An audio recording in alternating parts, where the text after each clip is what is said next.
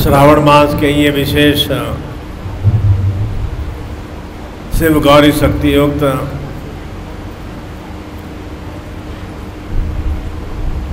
चैतन्य दिवस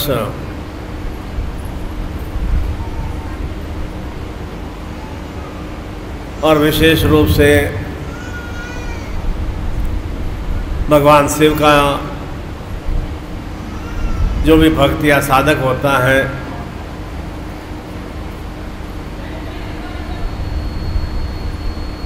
उसकी विशेष भावना इच्छा रहती है कि इस श्रावण मास में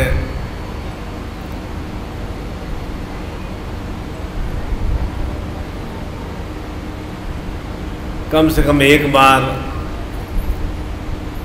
अपनी जन्मभूमि पर जो भी दिव्य मंदिर है उस मंदिर में कांवड़ के रूप में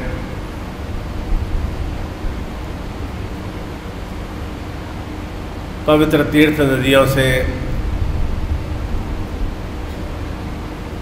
जल लाकर, जो कि इसी भावना चिंतन से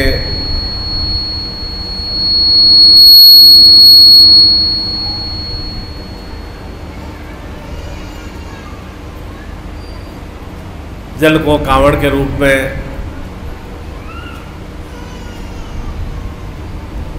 अमृत स्वरूप बनाकर वह अपने जन्मभूमि के स्थान पर उस अमृत रूपी जल को अर्पित करे, जिससे कि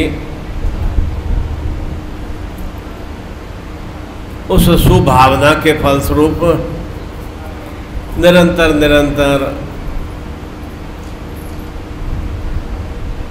उस पवित्र जल के समान जीवन में गतिशीलता बनी रहे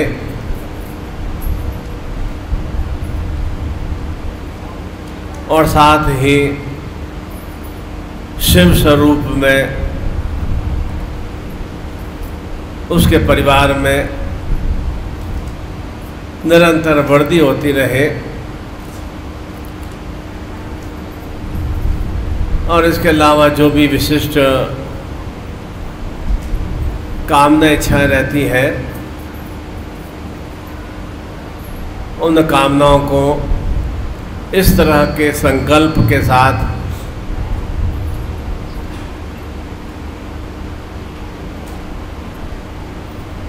कि मेरे परिवार की या मेरे स्वयं की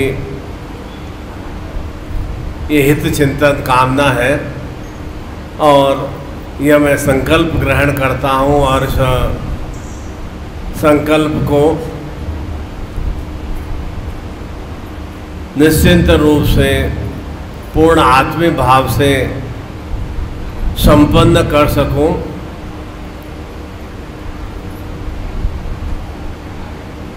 और ठीक उसी तरह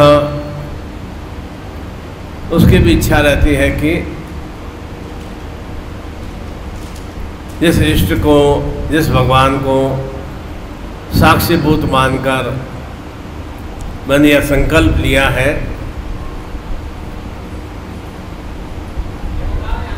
ठीक वैसी की वैसी संकल्प शक्ति मुझे ईश्वर द्वारा भी प्रदान हो, और जहाँ पर इस तरह की सुस्थितियाँ आती है तो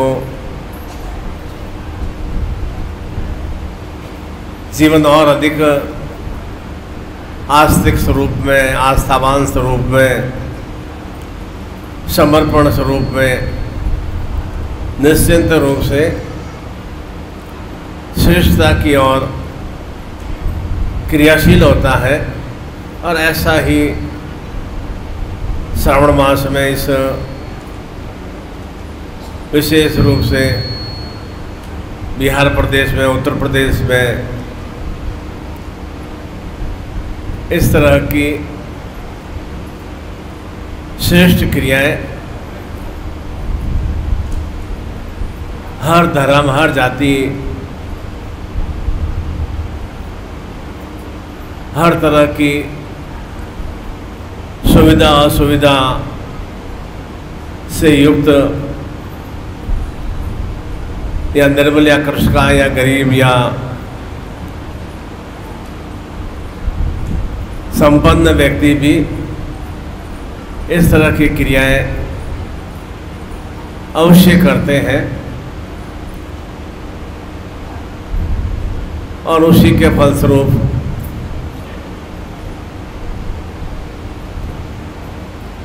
जो हमारे जीवन में कर्मेंद्रिय और ज्ञानेंद्रियों का भाव चिंतन है, वे चैतन्य और जागृत होते हैं।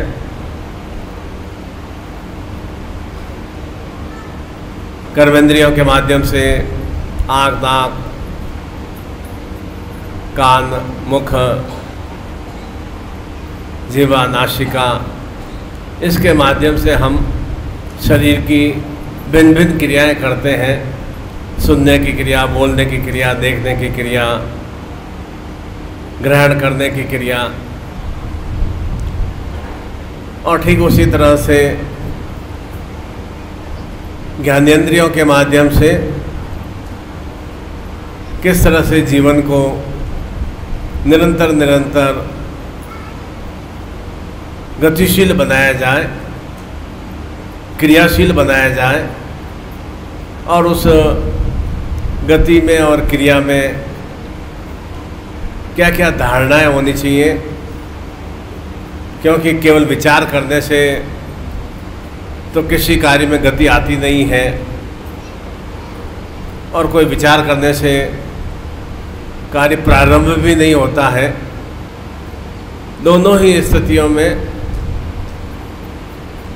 क्रमबद्ध रूप में निरंतर निरंतर कर्म करने का भाव रहता है, क्रिया करने का भाव रहता है, और निरंतर निरंतर हम अपने कार्य की पूर्णता के लिए सुकर्म स्थिति की ओर गतिशील होते हैं, तो निश्चिंत रूप से वह कार्य हमारा संपन्न हो पाता है। प्रत्येक जीवन में जैसे भी हमें स्थितियाँ प्राप्त हो रही हैं, चाहे मेरे जीवन में गरीबी है, दरिद्रता है, रोग है, कष्ट है, पीड़ा है, शत्रु बाधा है, तो निश्चिंत रूप से उसमें मेरा स्वयं का ही कोई न कोई पूर्ण रूप से कर्म भाव अवश्य रहता है। बिना कोई मैं कार्य किए, बिना कोई कर्म किए मुझे न तो जीवन में रोग मिलेगा, न धन हानि मिलेगी, न लक्ष्मी आएगी, न मेरे कार्य संपन्न होंगे, न सुख की स्थितियाँ आएंगी, न दुख की स्थितियाँ आएगी, न जीवन में वृद्धि की स्थिति आएगी, न विराम की स्थिति आएगी।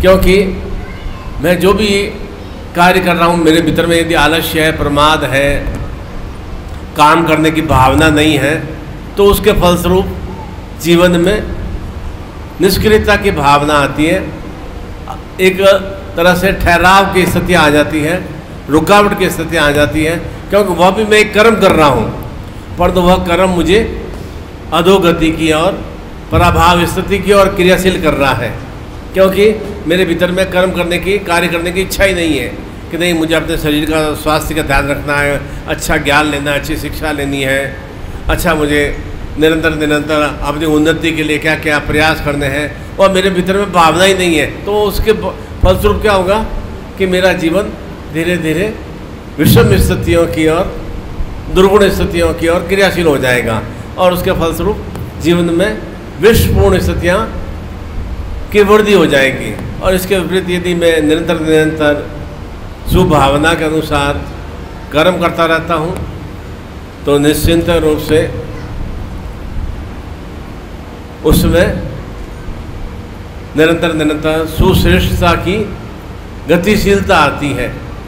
अर्थात इसका तात्पर्य यह हो गया कि हम जैसा अभी जीवन में यदि दुखी है या कष्ट पीड़ा से युक्त है या गरीब है, दरिद्र है, तो उसके पूरे जिम्मेदार हम स्वयं हैं। और यदि जीवन में मेरा नौकरी है, रोजगार है, व्यापार है, घर में सुख समृद्धि है, घर में सुकून है, शांति है, शरीर की अच्छी वर्दी है, तो निश्चिंत रूप से उसके पूरे सहभागी हम हैं। परंतु अक्सर सांसारिक मनुष्य कहता है कि अमुक कारणों से मेरे जीवन में उन्नति नहीं हो पाई। इसी के लिए एक छोटी सी कथा है।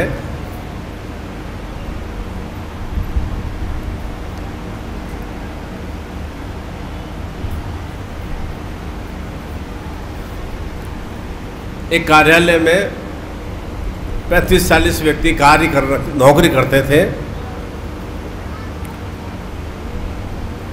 और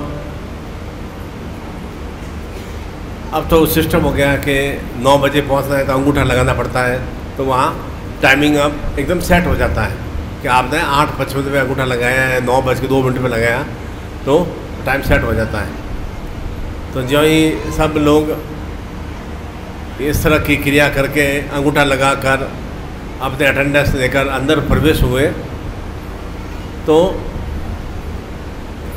एक बहुत बड़ा बोर्ड पे लिखा हुआ था कि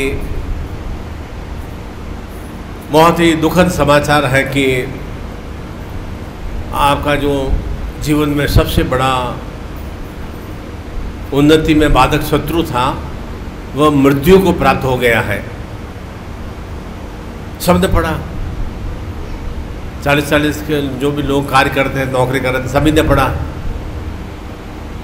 अब आप उसके अंतिम दर्शन कर लें तो सभी एकदम चकित रह गए कि मेरा ऐसा कौन सा शत्रु है जो आज खत्म हो गया, मृत्यु को प्राप्त हो गया, आखिर देखा तो जाए। सभी उस स्थान की ओर दौड़े जहाँ पर लिखा हुआ था कि इस के आगे आपका जो भी बड़ा शत्रु था वह खत्म हुआ है, उसके आप दर्शन कर लें।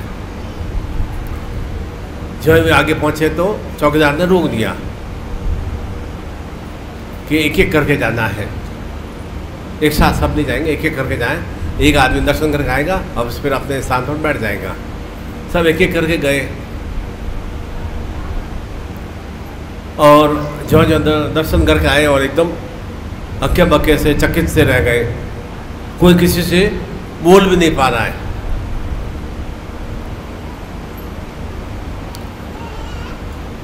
एक बहुत ही थोड़ा कुटिल प्रवृत्ति का बाबू था जो हर एक से ही खपा रहता था, हर एक से ही दुश्मनी रखता था, हर एक से ही नाराज रहता था। वह भी अंदर गया और क्या देखा आज मेरा सबसे बड़ा शत्रु कौन था जो ख़त्म हो गया। देखा तो अंदर गया तो वहाँ पर एक ताबूत था। जैसे अपने तो शमशान यात्रा में जाते हैं तो बांस की लकड़ी के ऊपर रस्सी बांध के इस तरह से क्रिया करते हैं, और क्रिश्चियंस लोगों में या मोमडन्स में एक ताबूत टाइप होता है जिसमें पूरा उसको पेटी की तरह, ताबूत के अंदर कांच लगा हुआ था, ग्लास, जिसमें अपन मुंह देखते हैं। जो ही उसके अंदर झुक के देखा तो उसमें अपने ही चेहरा दिखाई दिया। वो एकदम हक्का बक्का सा चिल्लाने लग गया, ये क्या?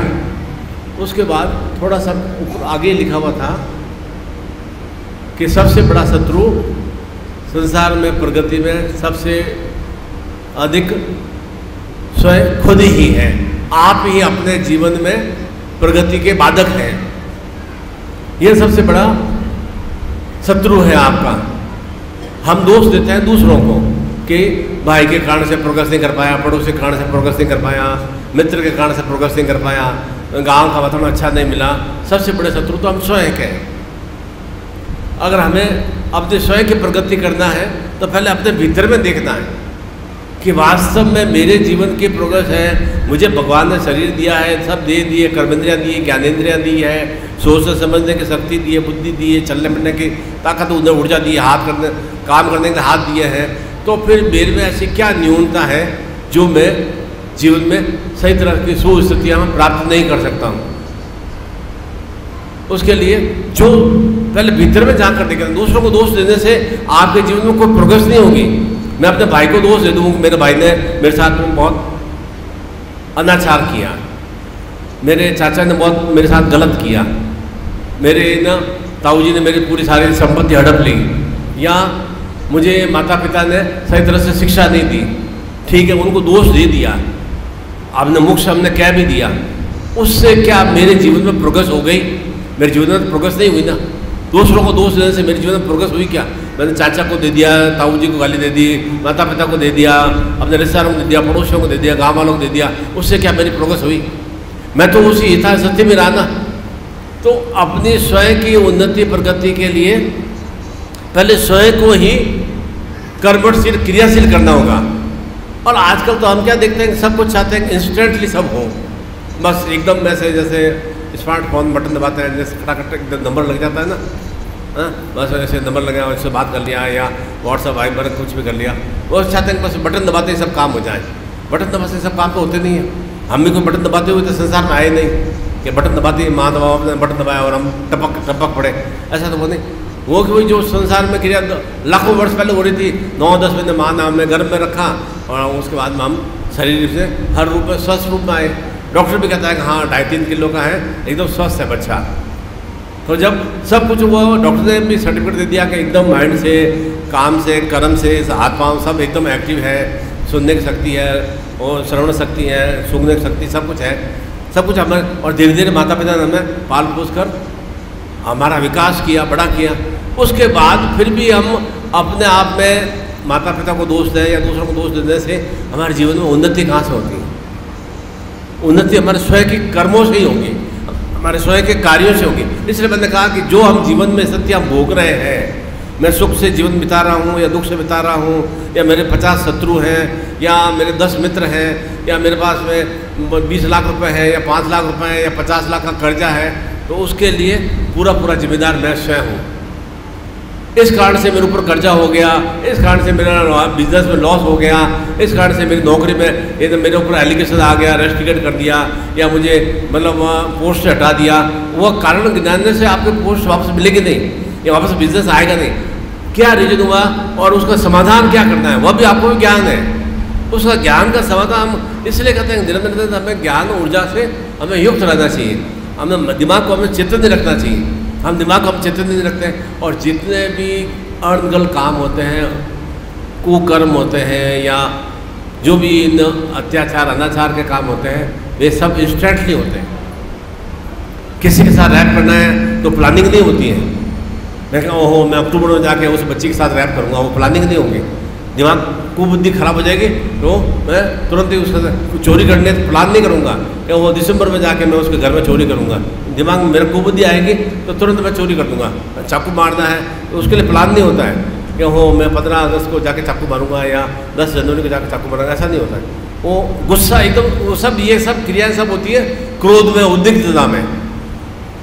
इसीलिए हमें भगवान की आराधना पूजा अर्चना हमारे करने के पीछे मंतव्य भाव चिंतन नहीं रहता है कि हमें उन देवी शक्तियों का भाव चिंतन की प्राप्ति हो। हमें उन देवी शक्तियों के माध्यम से हमारे भीतर में जो असुर वृत्तियाँ पनप रही हैं या कर्म कर्महीनता भी क्या असुर वृत्ति है। मैं कार्य नहीं कर पा रहा हूँ, क्या कर रहे हो बेटा? प्लान कर रहा हूँ। अरे क्या प्लान क्या कर रहे हो? मैं तो 6 महीने पहले भी मिले थे, जब ये जनवरी में शुरू हुआ तभी तुमने कहा था प्लान कर रहा हूँ। अभी भी तुम प्लान क्या कर रहे हो? बस प्लान कर रहा हूँ, मैं ऐसे करूँ वैसे करूँ। अरे प्लान के बाद इम्प्लीमेंट कितना किया? इम्प्लीमेंट तो कुछ नहीं कर पाया गुरु जी। अरे प्लान करने से क्या होगा? योजना बना दी, योजना बनाने से क्या होगा? उसको इम्प्लीमेंट नहीं करोगे तो आपको जीवन में उसका लाभ कैसे मिलेगा? मैं इतना वहाँ पर ऐसे पैसे लगाऊंगा, इस तरह से मैं कार्य करूँगा, उसमें इतना मेरा इस तरह से प्रॉफिट आ जाएगा और उस प्रॉफिट से मैं उसको बिजनेस और लगा दूंगा। अरे अभी तो कुछ कार्य के पता भी नहीं है, और कार्य में पैसा कहाँ से आएगा? पैसा कहाँ से लगाओगे? उसका कोई बिजनेस करने का मुझे नॉलेज ही नहीं है, ज्ञान बुद्धि नहीं है, और मैं ऐसे करूँगा, इस तरह से मेरे 10 लाख आ जाएंगे, 10 लाख का मैं रोटी से लाऊंगा तो 40 लाख हो जाएंगे, 40 लाख 2 करोड़ हो जाएंगे। अभी तो 10 रुपये भी जेब में नहीं है और हम प्लान कर रहे हैं ऐसे। और प्लान करने के बाद मेरे खुद के अंदर ज्ञान बुद्धि तो होनी चाहिए ना, कि मेरे में क्या ज्ञान है, क्या बुद्धि है, मैं क्या क्रिया कर सकता हूँ, किस तरह से मैं कार्य कर सकता हूँ, कर्म कर सकता हूँ, किस तरह से निरंतर गतिशीलता दे सकता हूँ। वह तो निरंतरता होनी चाहिए ना। अपने शरीर की वृद्धि के लिए कैसे हम निरंतर बराबर शरीर की सफाई रखते हैं, खान पान बराबर स्वस्थ रखते हैं, अच्छे पौष्टिक भोजन ग्रहण करते हैं, शरीर स्वस्थ रहता है ना। ठीक उसी तरह से जीवन में भी स्वस्थता की प्राप्ति के लिए, कार्य की सफलता की प्राप्ति के, लक्ष्मी की प्राप्ति के लिए, धन की प्राप्ति के लिए, कार्य की वृद्धि के लिए भी निरंतर हमें जैसे शरीर का भी बराबर ध्यान रखते हैं ना। ऐसा नहीं कि आज आप ज़्यादा खा लोगे, अच्छा जितना आज आप खीर बनाइए तो खीर हम ज़्यादा खा लेंगे, 2 दिन खाने नहीं पड़ेगा, वो तो कल सुबह वापस खाना पड़ेगा। अभी खा लेंगे, मान लो 4 बजे खा लेंगे तो रात 10 बजे और खाना पड़ेगा, 6 घंटे बाद खुद हम भूख लगेगी। उसमें तो ऐसा है ही नहीं, कहते हैं जितने दान ने कहा कि नहीं आज तो पंचमी है, पंचशक्ति दिवस है, और पहला सोमवार प्रारंभ हो जाएगा, प्रथम सोमवार श्रावण होगा, बस अब हमें 7 दिन तक और खाने की जरूरत नहीं पड़ेगी। क्या खाने नहीं खाएंगे तो बीमार पड़ जाएंगे, जर्जर स्थिति आ जाएगी, शरीर में कर्ज का स्थिति आ जाएगी, कार्य करने के लायक ही नहीं रहेंगे। तो ये तो सब क्रिया जिस तरह से हमें शरीर को स्वस्थ रखने के लिए बराबर हम कैसे उसको सेटअप रखते हैं, खान पान के माध्यम से, पानी के माध्यम से, शरीर की सफाई के माध्यम से। कोई बीमारी आ जाती है तो कैसे हम डॉक्टर से कंसल्ट करके दवाई लेते हैं, तो डॉक्टर कहता है अच्छा 5 दिन तक दवाई लो आराम आ जाएगा, तो 5 दिन दवाई लेते हैं तो आराम आ जाता है। ठीक उसी तरह से जीवन में भी दुखद स्थितियों के लिए भी निरंतर कुछ समय के लिए हम बराबर केयरफुल रहेंगे, सावधान रहेंगे, क्रियाशील रहेंगे, तो निश्चित रूप से हमारे जो कार्य हैं उसमें सुचिता, सरलता, श्रेष्ठता आती है। इंस्टेंटली कुछ नहीं आएगा कि आज डॉक्टर को बता दिया ना, आज बस डॉक्टर ने कहा दिया कि बस अब महीना या ये दवाई ले लेना ठीक हो जाओगे, एक दिन में आप ठीक नहीं होंगे। 5 दिन, 7 दिन, 10 दिन, महीना भर कोई कनिष्ठ बीमारी है तो 3 महीने तक या 6 महीने तक लगातार, जैसे टीबी है तो 9 महीने 10 महीने तक दवाई लेनी पड़ती है, तो एक टीबी की बीमारी खत्म होती है। ठीक उसी तरह से हमारे भी जीवन में जो अंधकार में स्थितियाँ हैं, हमारे कार्य नहीं बन रहे हैं या कार्य में अवरोध आ रहा है, बाधा आ रही है, तो विवेचन स्वयं को करना है कि अवरोध बाधा कहाँ से आ रही है। वो अपना कर्म कर रहा है अवरोध पैदा करने के लिए, करने दो। मुझे उन अवरोधों को समाप्त करने के लिए मुझे किस तरह से कर्मशील बनना है, क्रियाशील बनना है, वह मुझे चिंतन करना है। मैं निरंतर 8 महीने 10 महीने बराबर कर्मशील रहूँगा तो मुझे उसका सुलाभ मिलना प्रारंभ हो जाएगा। वह हमें क्रिया करने का भाव चिंतन है।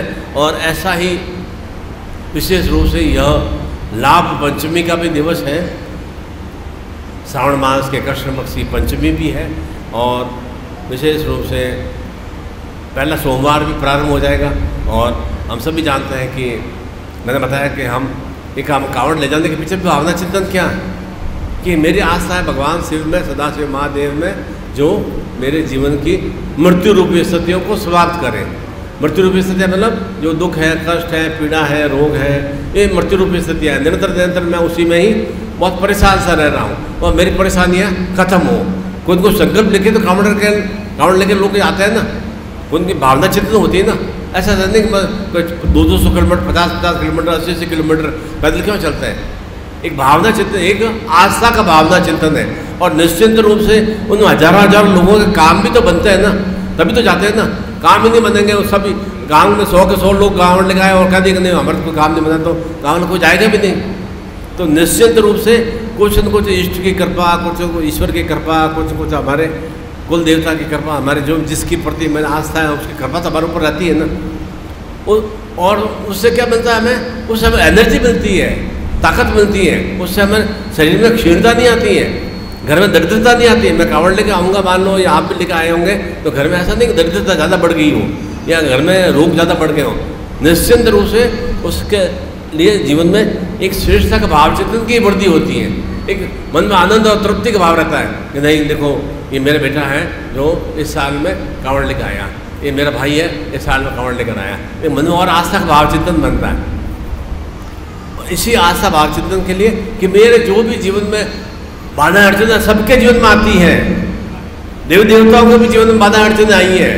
कोई भी ऐसा देवी देवता नहीं हो जिसके जीवन में कोई रुकावटें, प्रॉब्लम्स या राक्षसी वृत्तियाँ नहीं हुई हो। सभी देवी देवताओं के जीवन में राक्षसी वृत्तियाँ हुई है, परंतु वे निरंतर कर्मशील रहते हुए उन राक्षसी वृत्तियों को समाप्त भी किया है। हमारे भी जीवन में असुर वृत्तियाँ आती हैं, आगे भी आएंगी, परंतु हम इस तरह से निरंतर अपना थोड़ा आधा घंटा 40 मिनट पूजा पाठ ध्यान साधना में लगाएंगे तो निश्चित रूप से 23 साढ़े 23 घंटे हमारे बहुत अच्छे व्यतीत होते हैं। इसलिए प्रातः विलंब में क्यों पूजा अर्चना की जाती है कि बहुत दिवस हमारे लिए शुभ मंगलकारी बन सके, सुश्रेष्ठ में बन सके कि मैंने प्रातः उठते ही ईश्वर की आराधना किया, भगवान की आराधना किया और इसके कारण से जीवन में आज का दिवस मेरे लिए श्रेष्ठ में जाए। ठीक उसी तरह से एक साधक आया मेरे पास में कि गुरुजी मैं बहुत परेशान हूँ, व्यथित हूँ। क्या हुआ बेटा?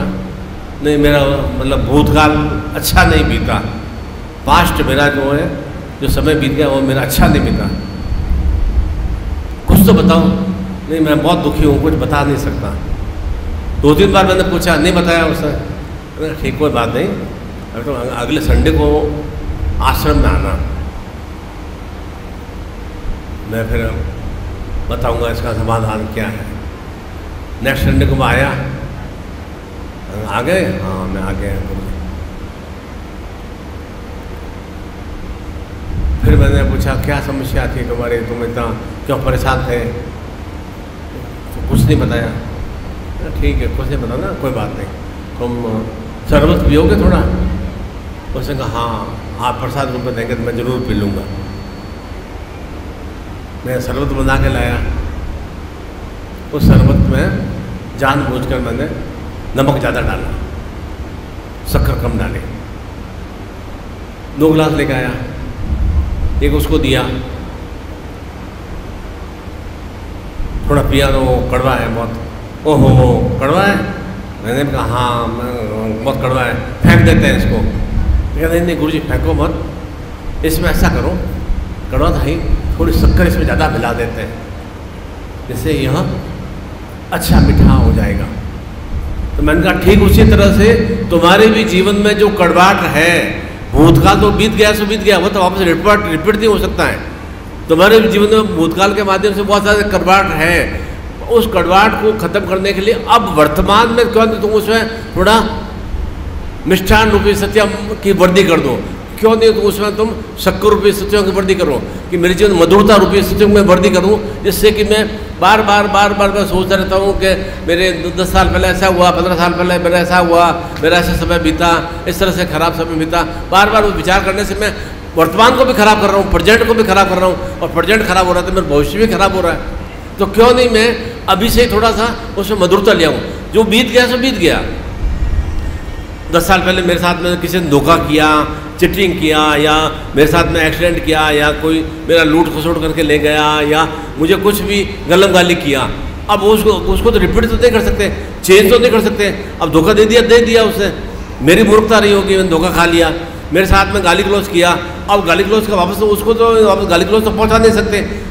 मेरे कारण उसके कारण से मेरी दुश्मनी हो गई, या मेरे कारण से उसकी दुश्मनी हो गई। उस दुश्मनी को ख़त्म करने के लिए क्यों नहीं मैं वर्तमान में थोड़ी मधुरता कर दूँ।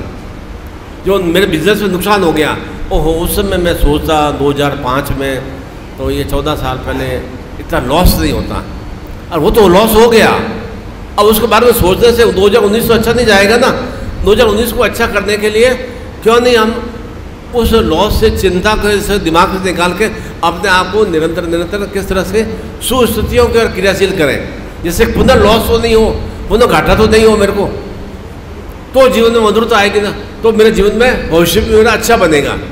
इसलिए हम या तो क्या सोचते हैं, ज़्यादातर हम सोचते हैं पास्ट के बारे में, जो बीत गया उसके बारे में ज़्यादा सोचते हैं, और या सोचते हैं भविष्य में ऐसा हो जाएगा, आगे फ्यूचर 10 साल बाद में ऐसा हो जाएगा, 5 साल बाद में ऐसा हो जाएगा। वर्तमान में नहीं सोचते हैं।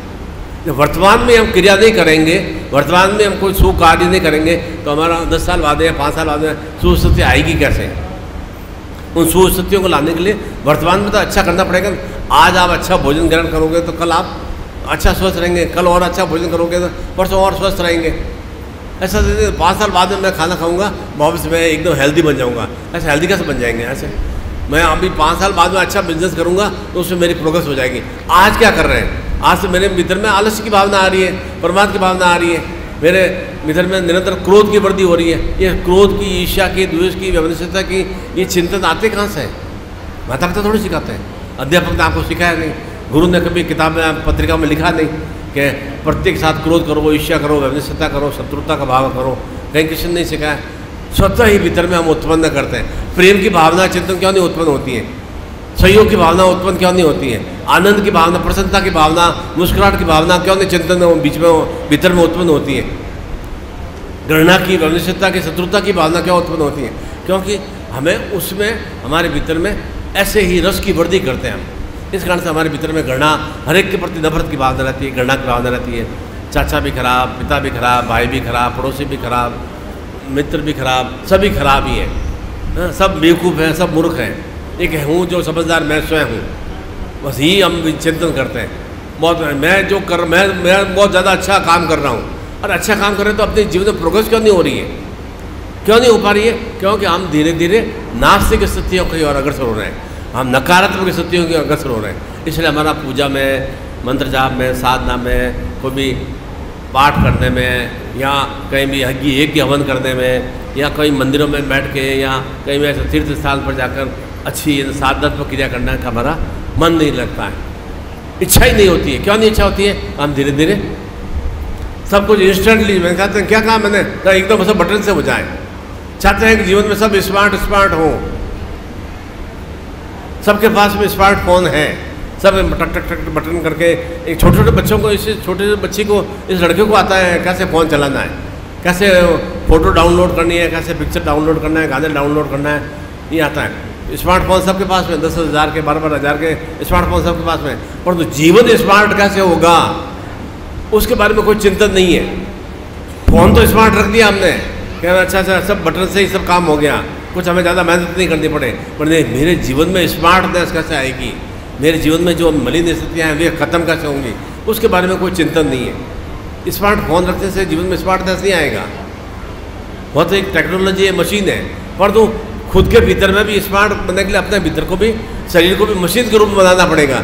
मशीन का मतलब क्रियाशील करना होगा, और क्रियाशीलता के लिए निरंतर एक आस्था का, एक समर्पण का, एक प्रेम का, एक इष्ट के प्रति, ईश्वर के प्रति चिंतन का भाव चिंतन होना चाहिए। आप भगवान का भजन ही नहीं करो, फिर भगवान आपको सुनेगा कैसे? गुरु का आप ध्यान ही नहीं करो, गुरु मंत्र नहीं करो, कोई पाठ ही नहीं करो, कोई साधना ही नहीं करो, तो जीवन में साधन जुटेंगे कैसे? आप मंत्र जाप भी नहीं करेंगे, पूजा भी नहीं करेंगे, दीपक धूपबत्ती भी नहीं जलाएंगे, तो जीवन में प्रकाश की स्थिति आएगी कैसे? सब कुछ भगवान भला करेंगे। अरे भगवान तो भला करेंगे, भगवान किसका भला करेंगे? जो पहले खुद अपने लिए कर्म तो करेगा, उसके लिए भगवान भला करेंगे ना। भगवान के लिए तो 800 करोड़ लोग हैं, सबके भगवान ने ठेका थोड़ी ले रखा है। आप कैसे उसके प्रति आस्था की भावना है, चिंतन की भावना है, प्रेम की भावना है, उसके अनुसार भगवान आपकी क्रिया करेंगे ना। भगवान मेरी सुनता नहीं है, अरे आप अपने आप तो सुनो, पहले अपने आप के तो सुने, तब ये भगवान आपको सुनेगा ना। अपने आप के तो सुन ही नहीं रहे। सुख कर्म करने की भावना चिंतन तो मेरे में वृद्धि हो ही नहीं रही है।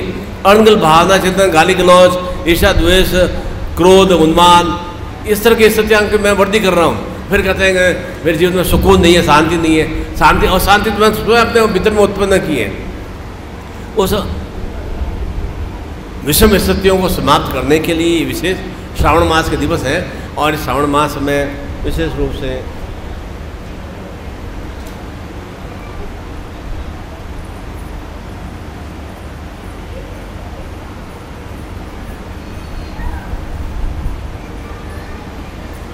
आनंद जी एक वो मुकेश से एक पैकेट लेगाना, साधना पैकेट है। विशेष रूप से श्रावण मास में शिवत्व, गौरी शक्ति, धन लक्ष्मी साधना पैकेट है, और इसे कोई 2 सोमवार को हम संपन्न कर सकते हैं। इच्छा हो तो 4 सोमवार करें, परंतु विशेष रूप से किसी एक सोमवार को और 15 अगस्त को रक्षाबंधन का दिवस है, श्रावणी पूर्णिमा का दिवस है। इन 2 दिवसों में कोई भी आप दिवस में वो साधना संपन्न करेंगे तो निश्चित रूप से उसमें एक विशेष रूप से ताम्र यंत्र है और विशेष रूप से गले में लक्ष्मी लॉकेट है और ज्योतिर्मय शिवलिंग है और उस शिवलिंग के ऊपर आप पंचद्रव्य के माध्यम से ऐसे दे दो, पंचद्रव्य दूध, दही, घी, मिश्री, शहद ये मिक्स करके उसमें वो मंत्र भी लिखा हुआ है, उस मंत्र के माध्यम से इस तरह का साधनात्मक पैकेट है। और योग भोग शिवत्व लक्ष्मी साधना, अर्थात जीवन में क्या चाहिए, योग में स्थितियाँ चाहिए। अभी क्या जीवन में स्थितियाँ चल रही है, दुर्योग चल रहे हैं, कोई योग चल रहा है, प्लस वाली स्थितियाँ कुछ भी नहीं है, सब नकारात्मक स्थितियाँ चल रही है। और भोग का मतलब जो जीवन में हम आनंद, रस, चैतन्यता, ऊर्जा से युक्त हो सकें, वह रस में भाव है, भोग में भाव है, अर्थात जीवन में हर तरह के सुख को हम भोग सकें। अभी हम क्या भोग रहे हैं, दुख और कष्ट ही भोग रहे हैं। इसीलिए विशेष रूप से किसी भी 2 सोमवार में अथवा कल सोमवार को भी करें और उसके बाद श्रावण पूर्णिमा को भी 15 अगस्त को भी संपन्न कर सकते हैं। इसमें लिखा हुआ है कि सांसारिक जीवन में साधना स्वरूप में सुकर्म करने से ही सुख, आनंद, भोग विलास, धन लक्ष्मी की प्राप्ति संभव हो पाती है। हम संसार में बैठे हैं, परिवार में बैठे हैं, हमारा भी संतान है, पति पत्नी है, माता पिता हैं, भाई बंधु हैं, जो भी हमारे परिवार के 5, 6, 8 लोग जो भी हैं, तो उनमें सुकर्म करने से ही सुख, आनंद, भोग विलास, धन लक्ष्मी की प्राप्ति संभव हो पाती है। सावन शिवत्व मास में सर्व सुख लक्ष्मी साधना से निश्चित रूप से सुस्थितियों की प्राप्ति होगी। और नारायण शक्ति ताम्र यंत्र, इसमें विशेष रूप से यह नारायण शक्ति ताम्र यंत्र है और इस पर आपको क्या करना है कि ताम्र यंत्र पर इसी के अंदर कुमकुम है और इसके ऊपर ओम लिखना है, ओम लिख के और फिर अपना आज्ञा चक्र पे एक बिंदी लगानी है, कंठ पे बिंदी लगाना है। और साथ हमें सुलक्ष्मी लॉकेट भी है, उस लॉकेट को गले में पहन लेना है, जिससे कि जो भी मेरे जीवन में अलक्ष्मी का भाव चिंतन है या दुर्लक्ष्मी का भाव चिंतन है, कुलक्ष्मी का भाव चिंतन है, वह समाप्त हो सके। जिस तरह से मैंने क्या बताया था कि डॉक्टर से संपर्क करते हैं, डॉक्टर दवाई लिखता है, दवा भले ही कड़वी होती है, परंतु वह हमारे शरीर के लिए एक भीतर में जो भी दुविधा है, जो भीतर में जो भी दोष है, उनको समाप्त करती है। तो इस तरह के यंत्र पर ओम की ध्वनि लिखना है और फिर यहाँ आगे चक्र पे और कंठ पे इसको बिंदी लगा देना है और यह जो लॉकेट है इसको गले में धारण कर देना है और रक्षाबंधन तक बराबर धारण किए रखना है, 15 अगस्त तक इसको धारण किए रखना है। इसके बाद विशेष रूप से यह एक माला है और इस माला के माध्यम से ज्योतिर्लिंग पर जो कोई भी तांबे के प्लेट में या पीतल की या स्टील के प्लेट में रखकर दूध, दही, घी, शहद, मिश्री मिलाकर और इस मंत्र का उसके ऊपर अभिषेक करना है 27 बार। मंत्र क्या लिखा है? ओम श्रीम श्रीम महामाया नारायण लक्ष्मी आगच आगच फट। ओम श्रीम श्रीम महामाया नारायण लक्ष्मी आगच आगच फट। अर्थात मेरे जीवन में श्री श्री की वृद्धि हो, श्रेष्ठता की वृद्धि हो और महामाया मतलब अनेक अनेक स्वरूपों में मुझे लक्ष्मी की प्राप्ति हो। माया मतलब एक ही खाली धन ही नहीं है, आरोग्य लक्ष्मी की प्राप्ति हो, सौभाग्य लक्ष्मी की प्राप्ति हो, संतान लक्ष्मी की प्राप्ति हो, भूभवन लक्ष्मी की प्राप्ति हो, ऐश्वर्य लक्ष्मी की प्राप्ति हो, योग लक्ष्मी की, भोग लक्ष्मी की प्राप्ति हो। इस तरह से ये जो माया के अनेक स्वरूप हैं वो महामाया मुझे नारायण लक्ष्मी मतलब नारायण का मतलब भगवान विष्णु और हमारे सदगुरुदेव हमारे इष्ट वे लक्ष्मी स्वरूप में निरंतर निरंतर मेरे रोम रोम में स्थापित हों।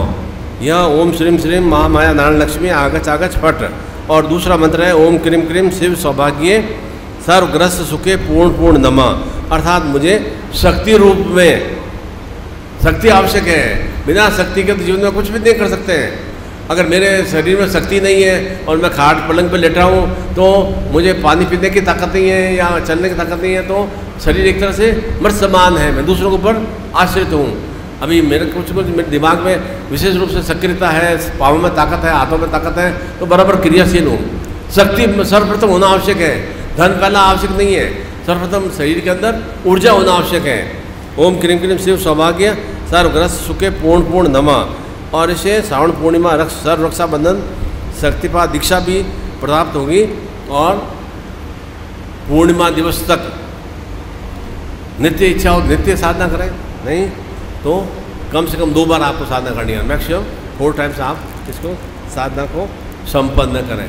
तो निश्चित रूप से कुछ न कुछ साधना विशेष रूप से संपन्न करेंगे।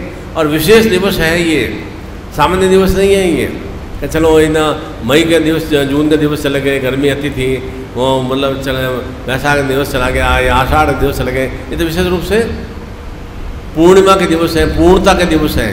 इसलिए सबसे अधिक भगवान महादेव की पूजा अर्चना पूरे संसार में संपन्न की जाती है। इसलिए 30-31 दिन तो श्रावण महीने के, और हर महीने में हर 15 दिन में एक बार प्रदोष काल आता है, तो 24 और 26 ये हो जाते हैं। और विशेष रूप से शिवरात्रि का महापर्व आता है। तो ये विशेष रूप से इतने अधिक दिवस, और उसके बाद में सबसे ज़्यादा दिवस होते हैं शक्ति के, दुर्गा के। 4 नवरात्रें आती हैं, उन 4 नवरात्रियों में भी 36 डेज या 34 डेज करीब, 8 दिन की नवरात्रि भी होती है, 9 दिन की भी होती है, 10 दिन की भी हो जाती है। तो निश्चित रूप से जीवन में क्या चाहिए? सर्वप्रथम शक्ति चाहिए, और शक्ति के साथ साथ शिव का चैतन्य भाव चाहिए। शिव का चैतन्य भाव का मतलब जीवन में सब रूपी स्थितियों से, मृत्यु रूपी स्थितियों से मैं मृत्युंजय युक्त बन सकूं, मृत्यु पर विजय प्राप्त कर सकूं। वहाँ हमारे भीतर में भाव चिंतन होना चाहिए। और साथ ही साथ में जो भी हमारे साथ में अनगल क्रिया हो रही है, अनगल क्रिया आगे भी होती रहेंगी। राक्षसी वर्तियाँ तो बराबर आगे राक्षस तो पनपते ही रहेंगे, और आप जैसे संत महात्मा भी पनपते रहेंगे। ये है कि राक्षसों का भाव चिंतन थोड़ा कम रहेगा, संत महात्माओं का भाव चिंतन ज़्यादा रहेगा। ऐसा नहीं कि हमारे जीवन में सब शत्रु एकदम खत्म हो जाएंगे, शत्रु होते रहेंगे, पर तो हम अपने आप को इतना विस्तार रूप दे देंगे कि शत्रु हमारा कुछ भी अहित नहीं कर पाएंगे। इसलिए जीवन में कदम कदम पे जो भी नजर बाधा दोष या तंत्र बाधा दोष या पितृ दोष या पूर्व जन्म पाप दोष होते हैं, कुछ न कुछ तो हम कर्मों का दोष भी तो साथ में लेकर आते हैं ना। क्यों एकदम मतलब हमारे कई बार हम देखते हैं कि मेरे को डायबिटीज या शुगर है, तो ये डायबिटीज शुगर आई कहाँ से? निश्चित रूप से मेरे पिता को होगी या माँ को होगी या दादी को होगी, तो निश्चित रूप से मुझे भी वह हेरिडिटी के रूप में आ जाती है। किसी को ब्लड प्रेशर की शिकायत आती है, या किसी को और कोई कलिष्ठ बीमारी आती है, तो वे कहाँ से प्राप्त होती हैं? वे किसी न किसी वंश दोष के फलस्वरूप प्राप्त होती है। मेरे पिता को रही होगी, मेरे दादा को रही होगी, तो निश्चित रूप से उसके कुछ कैसे हमारे भीतर में कुछ देखते हैं, माँ बाप बताते हैं देखो इसकी चेहरा तो कैसा इन चाचा की तरह मिल रहा है, मामा की तरह मिल रहा है, पिता का तो एकदम चेहरा बिल्कुल लगा दिया है, माँ का चेहरा एकदम लगा दिया, इस तरह से माँ की शक्ल के समान कैसे मिल जाते हैं? वो हमारा एक वंश के फलस्वरूप हमें स्थितियाँ प्राप्त होती हैं कि इसका तो हूबहू चेहरा इसके मामा की तरह मिल रहा है, हूबहू चेहरा इसके पिता की तरह मिल रहा है।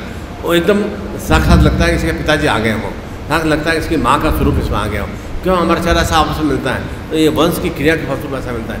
तो जब वंश की क्रिया के स्वरूप इस तरह की स्थितियाँ आती हैं, तो कुछ दोष भी हमें प्राप्त होते हैं। दोष मेरे क्यों इन 3 पीढ़ियों से घर में गरीबी दरिद्रता रहती है, क्यों मेरे 3-4 पीढ़ियों से घर में अकाल मृत्यु होती है, तो निश्चित रूप से ये तंत्र क्रियाएँ या पूर्वजन्म के दोष के फलस्वरूप घर में अकाल मृत्यु आ जाती है। क्यों नहीं? घर में कईयों के परिवार में लड़कियाँ होती हैं, लड़कों की वृद्धि नहीं हो पाती है, क्यों नहीं? या फिर कोई ज़्यादा बच्चे उनके जीवित नहीं रह पाते हैं, क्यों नहीं? क्योंकि यह सब वंश दोष के फलस्वरूप, पूर्व जन्म के पाप दोष के फलस्वरूप ऐसी क्रिया होती है। कई बार क्या होता है, हम अच्छे कर्म करने के बाद में भी हमें सुफल की प्राप्ति नहीं होती। एकाएक घर में बीमारियाँ आ जाती हैं, एकाएक घर में अंदर कलह की स्थितियाँ बन जाती है, हमारे बच्चे एकदम निराश से हो जाते हैं, कमज़ोर से हो जाते हैं। क्या से हो जाते हैं? अरे कल तक तो बच्चा एकदम स्वस्थ था, आज एकदम उसको 104 डिग्री बुखार आ गया, अब तो उसको बर्फ़ की पट्टी कर रहे हैं, एकदम ऐसा स्थिति कैसे आ गई? मौसम तो नॉर्मल है। तो ये निश्चित रूप से कुछ न कुछ वंश दोष के फलस्वरूप ऐसी क्रिया मिलती है।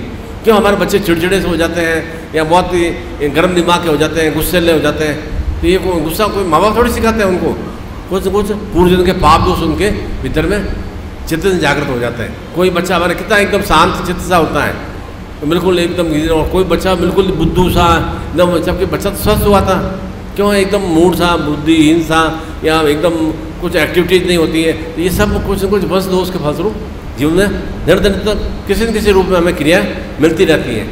इस तरह की नजर बाधा दोष, तंत्र बाधा दोष या पितृ दोष, वंश दोष के फलस्वरूप की क्रिया का निस्तारण भी भगवान सदाशिव महादेव के मास में संपन्न करने से निश्चित रूप से इस तरह की कुस्थितियों की समाप्ति होती है। जो भगवान शिव तो तांत्रिक और मांत्रिक मर्मज्ञ हैं, तो वे तंत्र को भी, अर्थात तंत्र का मतलब जो हमारे शरीर का स्थिति है वह अव्यवस्थित है। तंत्र कोई और कोई चीज़ नहीं है कि मेरे शरीर में भीतर में आज एकाएक मुझे गुस्सा आ जाएगा, एकाएक मैं शांत हो जाऊंगा, एकाएक मुझे पसीना आ जाएगा, एकाएक मैं क्रोध सा हो जाऊंगा, एकाएक मैं एकदम निंदा सा हो जाऊंगा, एकाएक मैं किसी के साथ अनगल कार्य कर दूंगा। तो ये कहाँ से आता है? ये कुछ कुछ वंश दोष के फलस्वरूप क्रिया मिलती है। ये मेरे शरीर के अंदर की जो तंत्र के रूप में क्रिया है वह अव्यवस्थित से हो जाती है। कुछ क्यों डरावने सपने आ जाए, क्यों बहन बेटियों को इस तरह की कुछ बीमारी से हो जाती है, या कुछ भाई बहनों बहुत ही एकाएक छोटी सी उम्र में भी पागलपन स्थिति आ जाती है, या कुछ हर समय बेचैन से रहते हैं। अब क्यों हम आप देखो चेहरा आपका कैसे मुरझाया सा, एक बिल्कुल ढीला सा रहता है, शरीर के अंदर जान भी नहीं है, जबकि कितने उम्र है, 35 साल की उम्र है, शरीर में जान क्यों नहीं है? तो निश्चित रूप से तंत्र रूपी क्रियाओं के कारण से ऐसी स्थिति हमें प्राप्त होती है।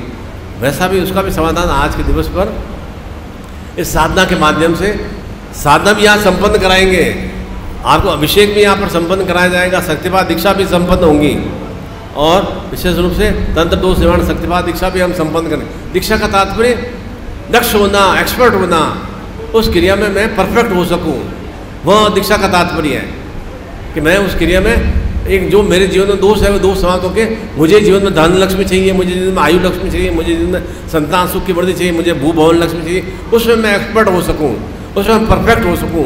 वह दीक्षा का तात्पर्य है कि जो मेरे जीवन में ऐसा, मैं भाग्य के भरोसे कब तक रहूँगा? भाग्य कुछ भी नहीं होता है, भाग्य होता भी नहीं है, केवल होता है सौभाग्य या दुर्भाग्य। सौभाग्य तो होता है जो निरंतर सुख कर्म करता रहता है, और दुर्भाग्य होता है जो दुर्गतिपूर्ण क्रियाएं करता है। वह दुर्भाग्य और सौभाग्य होता है, और बाकी कोई चीज़ नहीं होता है कि आपके राहु की दशा 2027 में बदलेगी तब आपका टाइम अच्छा आएगा, 2025 में बदलेगी तब टाइम अच्छा आएगा।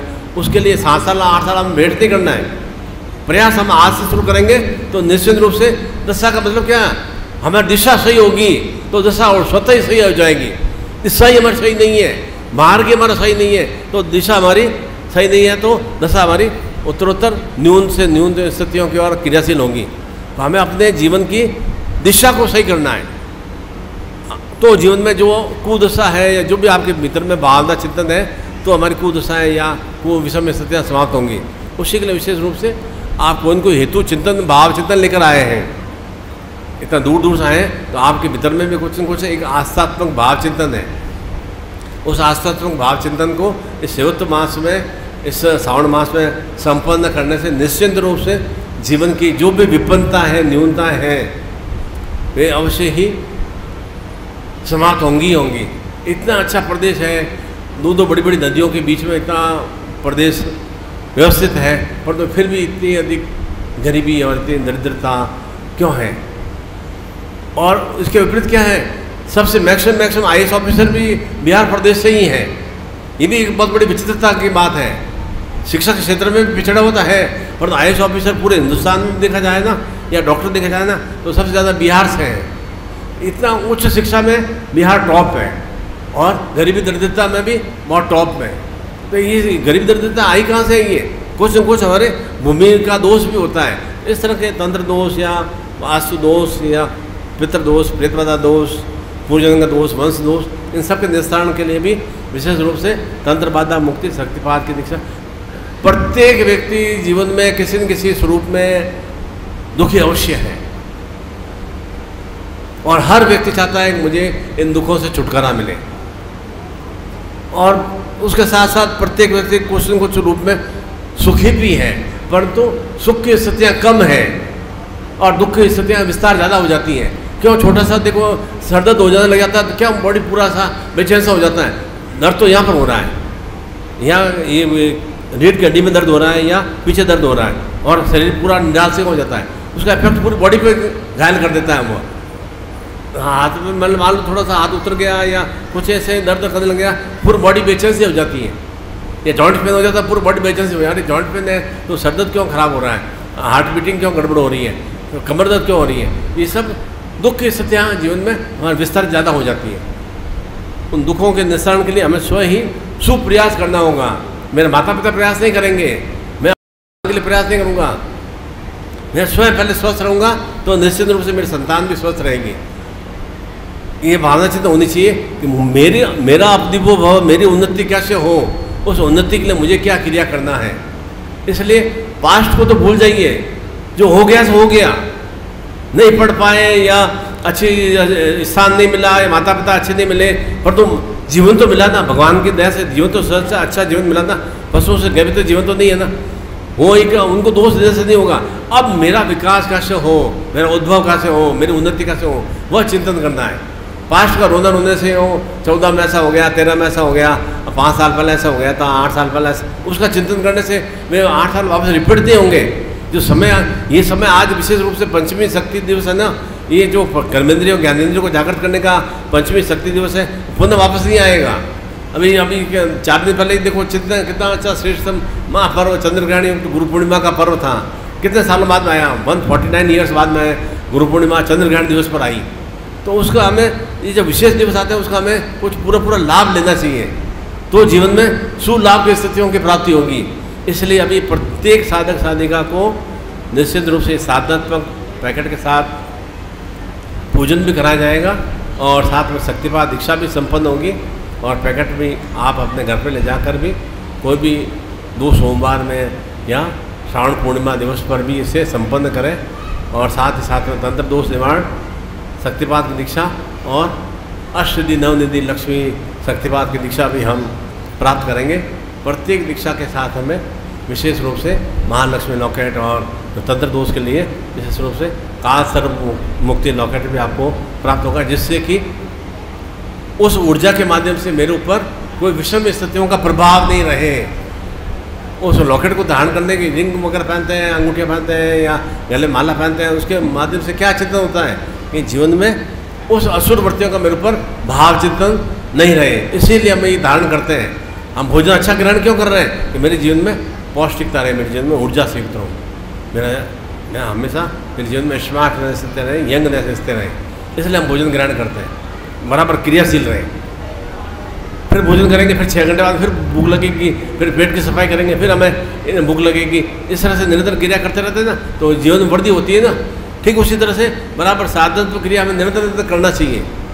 और विशेष दिवस है, विशेष दिवस का गुरु सानिध्य में हम कुछ समय को पकड़ लेंगे ना, तो समय फिर बाकी तो हम क्या करते हैं, समय हमारा बीत जाता है ना, तब ओहो कितना मेरे पास में अपॉर्चुनिटी अच्छी थी, उस समय मैं थोड़ा सा पढ़ाई में ध्यान दे देता या थोड़ा सा इंटरव्यू में ध्यान दे देता तो आज मैं सेलेक्टेड हो जाता। वो समय जब निकल जाता है ना, तब हम विचार करते हैं।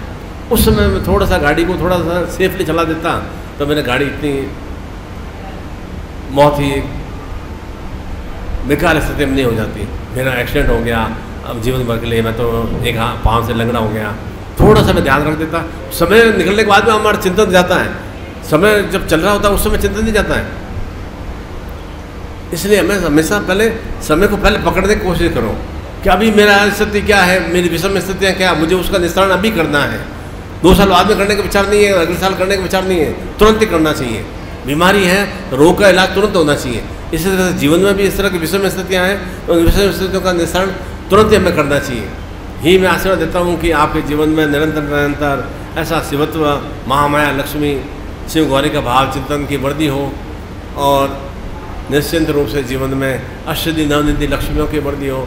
और जो भी आपके भीतर में जीवन में तंत्र बाधा दोष, पिशाच दोष, प्रेत दोष है, वह उनकी मुक्ति के लिए सद्गुरु सानिध्य में हम विशेष कुछ शक्तिपात की दीक्षाएँ आत्मसात करेंगे तो निश्चिंत रूप से जीवन में सुस्थितियों की प्राप्ति होगी। ऐसी मैं आप सभी के लिए मंगल कामना करता हूँ। बोलो सद्गुरुदेव भगवान की जय।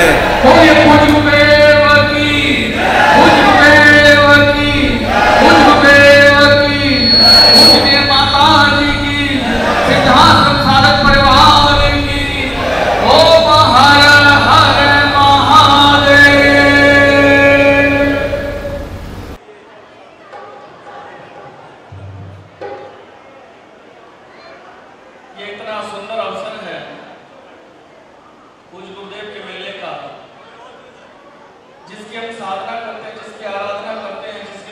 संचार करते हैं। हम हंसे जग रोए, यही जीवन का संदेश है कि रोते रोते हम दुनिया में आए हैं। क्योंकि मैं इनकी आवाज में मैं दीवाना हो गया। हमारे जो सर्जन है और मैं इनका जबकि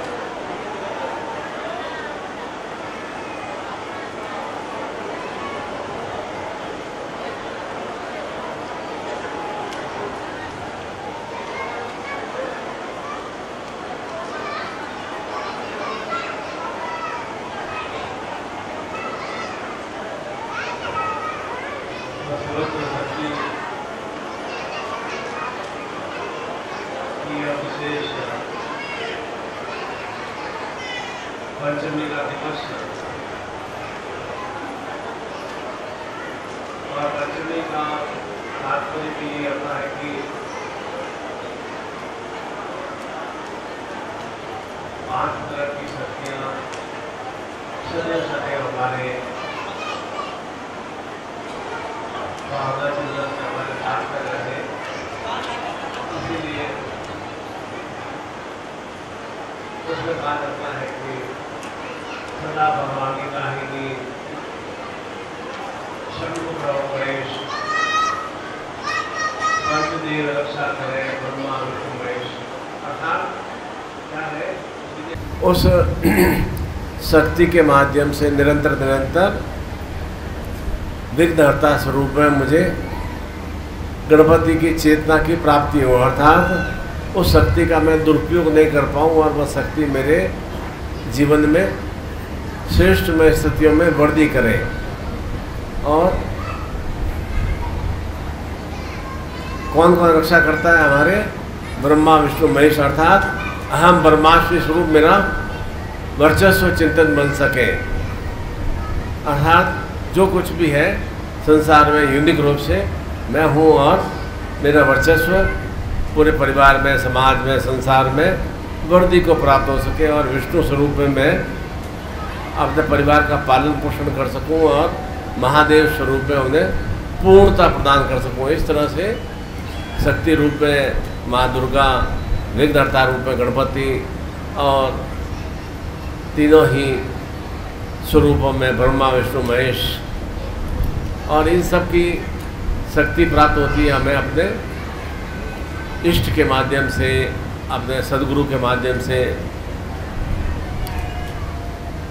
और सद्गुरु ही हमें, अर्थात सद्गुरु का तात्पर्य जो हमें सद स्थिति की और हमारे जीवन में कुस्थितियाँ हैं उन कुस्थितियों से हमें निवृत्ति प्रदान करें और हमें सद मतलब अच्छी सद्भावना, सदचिंतन, सद्कार्य, सदचेतना, इस तरह के जो भी श्रेष्ठमय कार्य हैं उनमें वह हमें निरंतर ऊर्जा प्रवाहित करता रहे, ऊर्जा प्रदान करता रहे।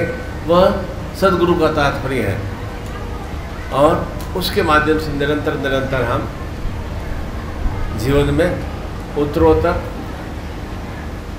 सांसारिक ग्रस्त जीवन में मजबूती से, पूर्ण वर्चस्व से अपना चेतना की वृद्धि करते हैं। और सही अर्थों में कहा गया है कि ग्रस्त जीवन में आने के बाद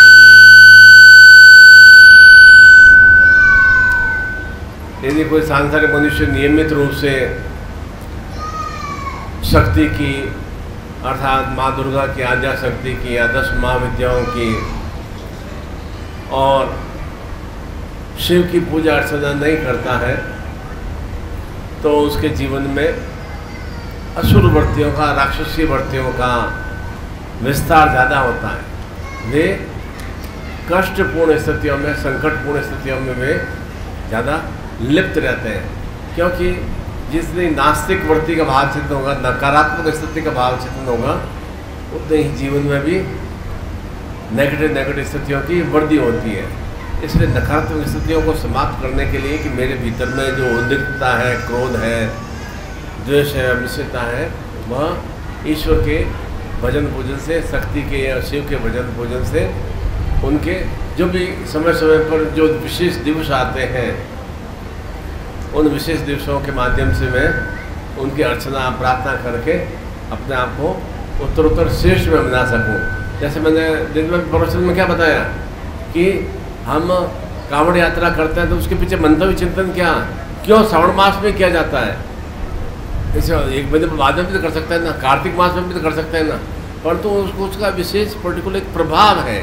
उस समय ग्रह नक्षत्रों के चाल के वहाँ हमारे जीवन में निरंतर भगवान शिव स्वरूप में चेतना की प्राप्ति हो सके, शिव परिवार के हमें ऊर्जा की प्राप्ति हो सके। इसलिए हम श्रावण मास में ही विशेष रूप से कांवड़ यात्रा संपन्न की जाती है। और भावना चिंतन क्या कि उस कांवड़ यात्रा के माध्यम से, जल के माध्यम से मुझे भी जीवन में निरंतर परिवार में भी निरंतर गतिशीलता का भाव चिंतन रहे, वृद्धि का भाव चिंतन रहे।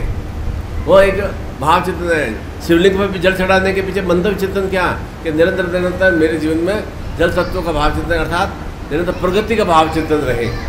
दूध, दही, घी, मिश्री, इस तरह से सखना चढ़ाने के पीछे, शहद चढ़ाने के पीछे ये भाव चिंतन रहता है कि निरंतर मेरे जीवन में रस, सौंदर्य, आनंद की वृद्धि हो।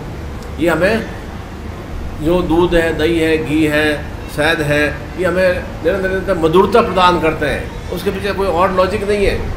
और कोई दूसरा तो आप चीज़ चढ़ा भी सकते हो ना, परंतु विशेष रूप से इसी तरह का जलाभिषेक क्यों संपन्न किया जाता है कि निरंतर निरंतर हम बढ़ते, जिस तरह से जल प्रवाहित रहता था, जल गति की ओर अग्रसर रहता था, उसी तरह हमारा भी जीवन निरंतर गति की ओर अग्रसर रहे। इसलिए ऐसा श्रावण मास है और कल से प्रथम सोमवार भी प्रारंभ हो जाएगा। वैसे विशेष दिवस पर हम कुछ विशेष साधनात्मक क्रिया संपन्न करेंगे तो निश्चिंत रूप से शिव गौरी का भाव चिंतन आएगा। गौरी का मतलब जो जीवन में हमारी मलिन स्थितियों को समाप्त कर सके, अंधकार में स्थितियों को समाप्त कर सके, और शिव गौरी के माध्यम से गणपति कार्तिकेय रिद्धि सिद्धि शुभ लाभमय स्थितियों की प्राप्ति हो सके। वह एक युग्म रूप में हमें शिव की आराधना करने से हमें यह चेतना की प्राप्ति होती है। अभी विशेष रूप से शांति बेला में हम वह शक्तिपात की दीक्षा और वह साधनात्मक क्रिया संपन्न करेंगे। एकदम सीधे बैठ जाएं और जो आपके सामने पैकेट है उस पैकेट को खोल देंगे।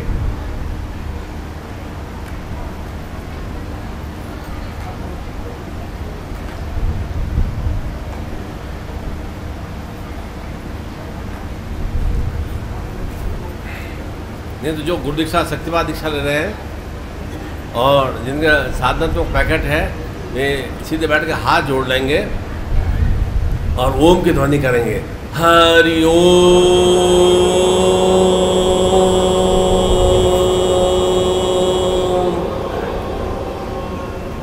हरि ओम,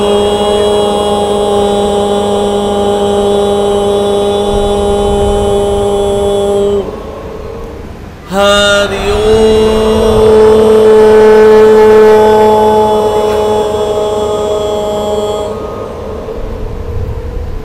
ओम लक्ष्मीनारायणाभ्या नमः, सचीपुंद्राभ्या नमः, मातृपितृ चरण कमलेभ्यो नमः, इष्ट देवताभ्यो नमः, ग्राम देवताभ्यो नमः, वास्तु देवताभ्यो नमः, सर्वेभ्यो देवेभ्यो नमः, सर्वेभ्यो ब्राह्मणेभ्यो नमः।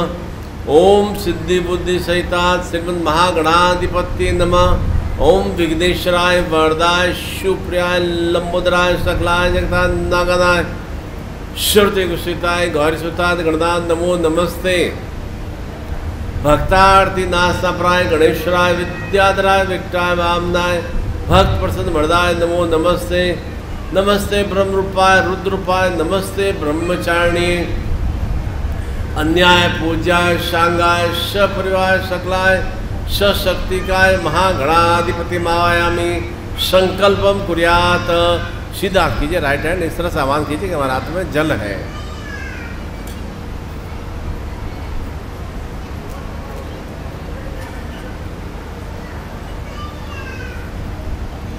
एकदम हाथ स्ट्रेट रखिए सीधा।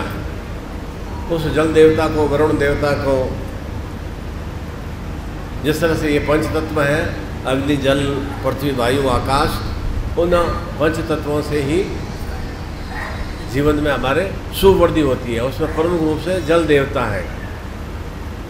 ओम विष्णु विष्णु विष्णु श्रीमद् भगवतो महापुरुषस्यम विष्णु राज्ञाम पार्थमानस्यम नित्य प्रादरे श्री श्वेतवारा कल्पे अष्टाविंतिते में कलयुगे जम्बूद्वीपे भूलोके भरतखंडे संवत 2076 श्रावण मासे कृष्ण पक्षे पंचम्याम तिथो सूर्य दिवसे रविवासरे पटना क्षेत्रे पाटलिपुत्र क्षेत्रे बिहार क्षेत्रे भारतवर्षे निखिल गोत्रोत्पन्ने पूर्णतः सदगुरुदेव शरणाय कमलाय विंदे दीक्षाम धारयामि। अपने कुल देवता का, सदगुरुदेव का नाम बोलिए, माता पिता का नाम बोलिए, पति पत्नी का नाम बोलिए और बच्चों का नाम बोलिए। पूर्ण आरोग्यता प्राप्यर्थम अखंड सुहाग सौभाग्य वर्धि चैतन्यता प्राप्यर्थम पुत्र पौत्र वंश वर्धि क्रिया शक्ति चैतन्यता प्राप्यर्थम ग्रस्त लक्ष्मी वर्धि चैतन्यता प्राप्यर्थम सर्व पूर्णता संतान सुख वर्धि चैतन्यता प्राप्यर्थम सावित्री सुहाग रक्षा वर्धि चैतन्यता प्राप्यर्थम मनोकामना इच्छा पूर्ति चैतन्यता प्राप्यर्थम शिव गौरी लक्ष्मी साधना सिद्धि वर्धि चैतन्यता प्राप्यर्थम सर्व तांत्रोक्त पिशाच प्रेत बाधा मुक्ति निवारणथम संपर्क दे ही। अब बोलिए त्वम चित्ते मम चित्ते त्वम प्राण मम प्राण त्वं चिंताय मम चिंताय त्वम आज्ञा सजीवन परिपालनाय। आप जल को ऐसे छोड़ दीजिए, इस तरह से आह्वान कीजिए कि जल हमने उस पृथ्वी पर, भूमि पर अर्पित कर दिया है। अब आपके पास में इक्विपमेंट होगा, धागा होगा,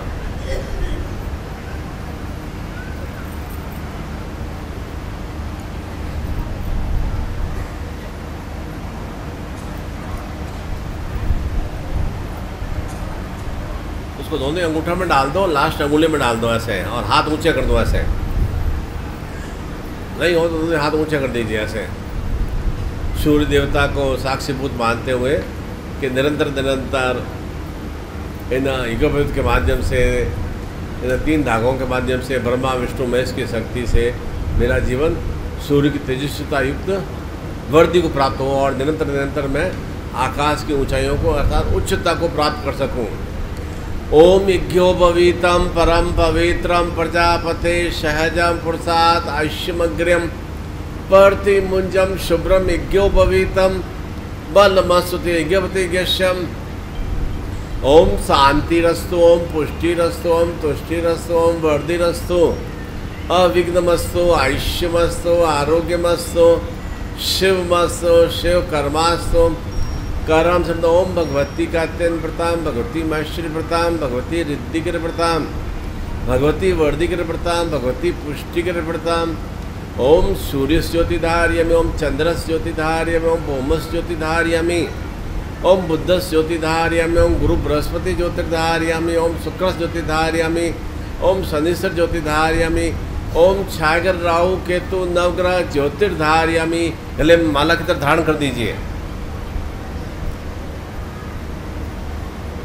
अब आपके पास में जो शिवत्व शक्ति वाला साधना पैकेट है, उस पैकेट को खोल के अपने सामने ऐसे हाथ में ऐसे ये सब भगवान शिव का और लक्ष्मी का और विशेष रूप से महामाया स्वरूप का दर्शन हमें होता रहे। और सर्वप्रथम जो ताम्र यंत्र है, तांबे का यंत्र है, उसे लेफ्ट हैंड में ले लो और उसी को इस अंगुली से तिलक किया जाता है, उसी से ओम लिखना है और ओम लिख के और अपने यहाँ आज्ञा चक्र पे इसको स्पर्श कराना है और कंठ पे स्पर्श कराना है। और उसके बाद विशेष रूप से यह धन लक्ष्मी लॉकेट है, इसको गले में धारण कर देना है, जिससे कि अलक्ष्मी की जो भी कुस्थितियाँ हैं, वे अलक्ष्मी की कुस्थितियाँ अलक्ष्मी स्वरूप में क्या होती है, रोग है, कष्ट है, पीड़ा है, ये भी जीवन में अलक्ष्मी स्वरूप में, लक्ष्मी स्वरूप में प्राप्त होती हैं, परंतु वो जीवन को हमें अधोगति का अग्रसर करती है। और सुलक्ष्मी के रूप में हमें जीवन में आरोग्यता, धनवंतरी, कायाकल्प, सुख, सौभाग्य, यश, संतान सुख, ये हमारे सुलक्ष्मी के भाव चिंतन है। इसलिए कहा जाता है कि हमारे घर में कोई भी धन धान्य आए तो वह सुलक्ष्मी के रूप में आए। जो भी हमारे घर में बढ़ती हो, कोई भी कन्या आती है या हमारे घर में बहू आती है, तो वह सुलक्षणा रूप में, सुलक्ष्मी रूप में उसे आत्मसात किया जाता है। इसको गले में धारण कर दीजिए और इस यंत्र को आज्ञा चक्र पे, कंठ पे और हृदय पे स्पर्श करा के सामने रख दीजिए पैकेट के अंदर। और शिवलिंग जो ज्योतिर्लिंग है उसे लेफ्ट हैंड में रखिए और इस तरह से रखिए कि राइट हैंड साइड में इसका योनि का भाव चिंतन रहे। इस तरह का भाव चिंतन को आपको लेफ्ट हैंड में रखना है, हाथों में, और ये राइट साइड में हमारा योनि का भाव चिंतन रहे।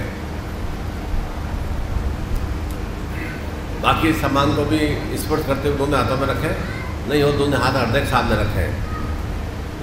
ओम सुमुक्षते दंतस्य कपिलो गजगणक लंबोदरसं विघ्नो विघ्नासो विनायकम धूम्रकेतु गणाध्यक्षो बालचंद्र गजानम द्वादशनामानि पठे क्षुणादपि विद्यारंभे प्रवेशे निर्गमे तथा संग्रामे संकटे चे विघ्नतस्य न जायते शुक्लांबरं पुष्टं सुरासुरे सर्वविघ्नहर तस्मै गणाधिपत्ये नमः। सर्वमंगल मांगल्ये शिवे सर्वार्थसाधिके शरणे त्र्यंबके गौरी नारायणे नमोस्तुते।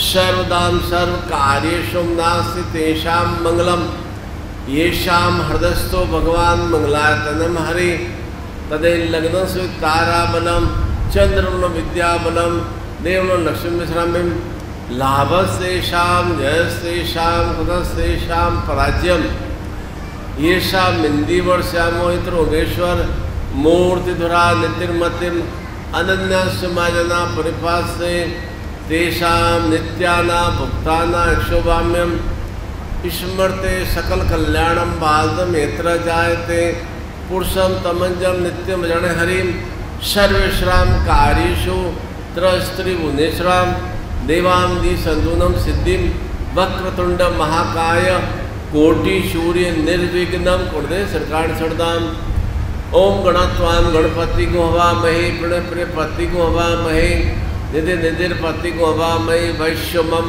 आहम जानी गर्धम्माम तम जासी गर्धम ओम अम्बे अम्बिके अम्बालिके न मानती कसंसु बद्रिकाम काम्पिल्यवासिम सुशांतिर्भवतो ध्यानित्यम वैश्यम चारु चंद्ररत्ना कल्पो ज्वालांगम विश्ववंद्य निखिल भैरम पचवर्ति नेत्रम जाग्र्यम ओम नमो संवाय च शंकराय च महेश्वराय च शिवाय च शिवतराय च पूर्णतम गुरुद्यात। इसी तरह से मन ही मन में मंत्रों का आह्वान करते हुए फिर सदगुरु का ध्यान करते हुए पूर्ण हृदय भाव से बोलेंगे गुरुर्ब्रह्मा गुरुर्विष्णु गुरुर्देवो महेश्वराय गुरु साक्षात परम ब्रह्म तस्मै श्री गुरुवे नमः।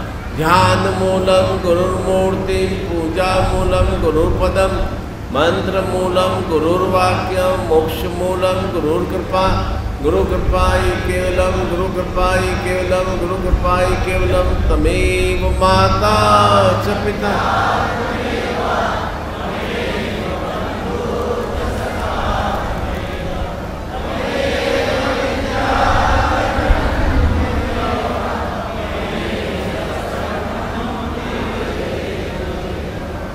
पहले हम गुरु मंत्र बोलेंगे, फिर माँ भगवती का लक्ष्मी मंत्र और चेता मंत्र गायत्री मंत्र का उच्चारण करते हुए फिर महामृत्युंजय मंत्र और अन्य जो भी मंत्र हैं रोग निवारण के मंत्र हैं उसका उच्चारण करते हुए उसके ऊपर आप जलाभिषेक कर सकते हैं। गुरु मंत्र सबको आता है, बोले ओम परम तत्वाय नारायणाय गुरुभ्यो नमः।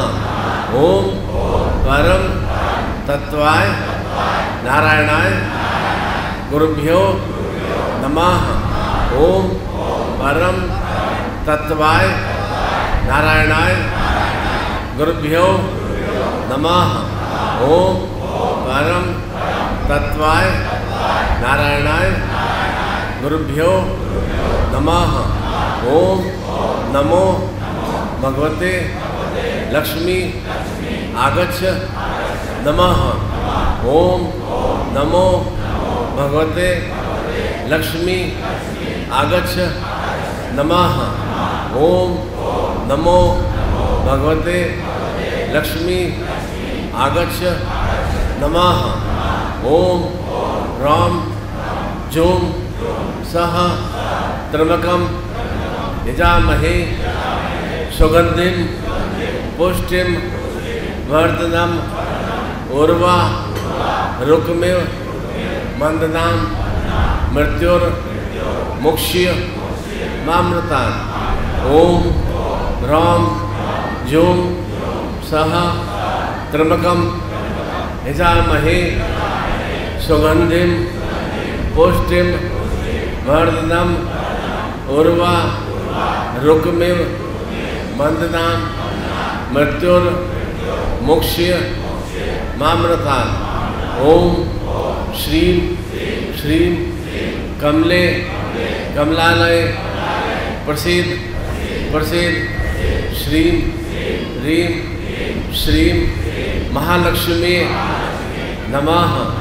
ओम श्रीम ह्रीम श्रीम कमले कमलालय प्रसिद्ध प्रसिद्ध श्रीम ह्रीम श्रीम महालक्ष्मी नमः। रोगान शेषान पहंसी तुष्टान रुष्टान सकलान भिष्टान त्वामा श्रीतानां विपन्न राणाम रोगान शेषान पहंसी तुष्टान रुष्टान सकलान भिष्टान त्वामा श्रीतानां विपन्न राणाम ओम ह्रीं मम प्राण देह रोम प्रतिरोम चैतन्य जागृय धी ओम नमः ओम ह्रीं मम प्राण देह रोम प्रतिरोम चैतन्य जागृय ह्रीं ओम नमः ओम भूर्भुवः स्वः तत्सवितुर्वरेण्यं भर्गो देवस्य धीमहि धियो यो न प्रचोदयात्। और इसी तरह से इसे मैं पूजा का विधान भी लिखा हुआ है और स्वयं मंत्र लिखे हुए हैं। ओम श्रीं श्रीं महामाया नारायण लक्ष्मी आगच्छ आगच्छ फट। ओम श्रीं श्रीं महामाया नारायण लक्ष्मी आगच्छ आगच्छ फट।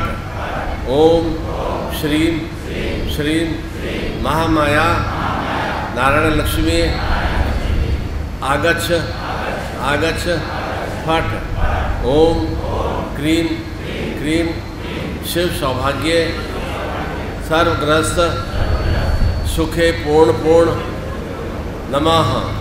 ओम क्रीं क्रीं शिव सौभाग्ये सर्वग्रस्त सुखे पूर्ण पूर्ण नमः। ओम क्रीं क्रीं शिव सौभाग्ये सर्वग्रस्त सुखे पूर्ण पूर्ण नमः। इस तरह से जो लक्ष्मी मंत्रों का गणपति मंत्रों का आह्वान करते हुए आप इसके ऊपर जो पंचद्रव्य है वह शिवलिंग पर अर्पित करते रहेंगे। निश्चिंत रूप से घर के अंदर कोई भी नज़र बाधा दोष हो जाता है या कोई तरह का घर में तनाव या परेशानियाँ हो जाती हैं तो आप इस तरह के शिवलिंग पर भी जल अर्पित ओम नमः शिवाय ओम नमः शिवाय बोलते हुए जल अर्पित करते हुए 10 मिनट तक उसके बाद में घर में छिड़काव कर देते हैं जल का। तो निश्चित रूप से घर के अंदर जो भी मलिन क्रियाएँ होती हैं मैली क्रिया होती हैं उसका अवश्य ही निस्सरण होता है और वह नियमित रूप से करने से ही उसका हमें सुलाभ मिलता है। जैसे नियमित रूप से तुलसी की पूजा करने से या तुलसी का दीपक जलाने से शांति बेला में बहुत ही एक जीवन में शुभ वृद्धि का शुभ कार्य वृद्धि का भाव चिंतन की प्राप्ति होती है। तुलसी के पौधे को बहुत पवित्र माना जाता है।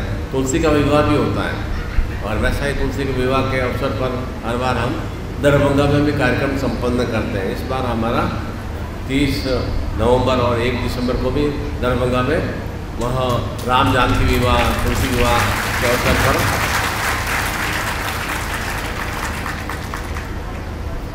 साधनात्मक कार्यक्रम हम संपन्न करेंगे और उसके बाद में पुनः यहाँ के आयोजक की टीम ने भी बराबर पिछले 3 सालों से कंटिन्यूटी में हर 6 महीने में एक कार्यक्रम में संपन्न होता है। तो पुनः हम उस लोहड़ी से उस मकर संक्रांति से पूर्व 12 जनवरी को पुनः हम यहाँ पर आपके साथ में सम्मिलित होंगे इसी स्थान पर 12 जनवरी 2020 में।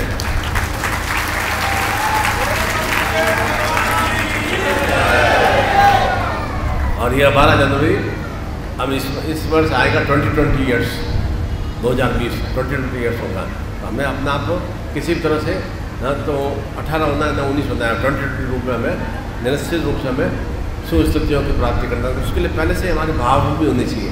और जिन्होंने विशेष रूप से यह संकल्प किया है अपने गोत्र का नाम बोला है माता पिता का नाम बोला है विशेष रूप से उन्हें तो विशेष रूप से शक्तिपात का विशेष चिंतन आज विशेष पंचमी शक्ति दिवस है। और पंचमी शक्ति मैंने क्या बताया हमारे 5 कर्मेंद्रियाँ 5 ज्ञानेंद्रियाँ हैं और पंच तत्व हैं हमारे शरीर में, पंच तत्वों से हमारा शरीर युक्त है, अग्नि जल वायु पृथ्वी आकाश से युक्त है। कोई भी एक पार्ट हम खत्म कर देंगे शरीर खत्म हो जाएगा। अग्नि तत्व खत्म कर दूँ तो शरीर के अंदर ऊर्जा ही नहीं रहेगी, उसमें नहीं रहेगी तो हमारा शरीर क्रियाशील नहीं रहेगा। हमारा शरीर बॉडी मेंटेन कैसे है तो बराबर इसका टेम्परेचर एक सही सिस्टम से बना हुआ है। थोड़ा सा टेम्परेचर अप डाउन होता है, ब्लड प्रेशर ज़्यादा हो गया कम हो गया तो बॉडी में एक विचलित आ जाती है, बीमारी से आ जाती है। इसलिए बॉडी को 94.7 को मेंटेन रखना पड़ता है। कितना भी गर्मी हो, कितने भी ठंडा मौसम हो, कितने भी बरसात का मौसम हो, कितने भी शीत ऋतु हो, बॉडी हमारा अंदर से मेंटेन रहती है। बॉडी का एक विशेषता है। और वह जिस तरह से जल तत्व को खत्म कर देंगे तो डायरिया टाइप रोग हो जाएगा, तो हमें फूड पॉइजनिंग हो जाएगा, या हमारे शरीर में पानी कमी हो जाएगी तो हमें शरीर हमारा मृत्यु की स्थिति में आ जाएगा। ऑक्सीजन नहीं मिलेगी, हवा नहीं मिलेगी तो शरीर हमारा क्रियाशील नहीं होगा, रुधिर का प्रवाह नहीं हो पाएगा, रक्त का प्रवाह नहीं हो पाएगा, और शरीर में हमारे जीवन में एक स्थिरता या शक्ति ऊर्जा नहीं होगी तो हम जमीन पर क्रियाशील नहीं रहेंगे, पृथ्वी पर हम शक्ति से युक्त नहीं रहेंगे। पृथ्वी पर शक्ति युक्त रहेंगे तो आकाश की ओर हम वृद्धि कैसे होंगे। इसलिए हमेशा एक होता है कि भाई चले व्यक्ति अर्थात निरंतर निरंतर चलते रहे, निरंतर क्रियाशील रहे। ऐसा नहीं कि हम खाट में पलंग लेटे हुए, वह कोई क्रियाशीलता नहीं है।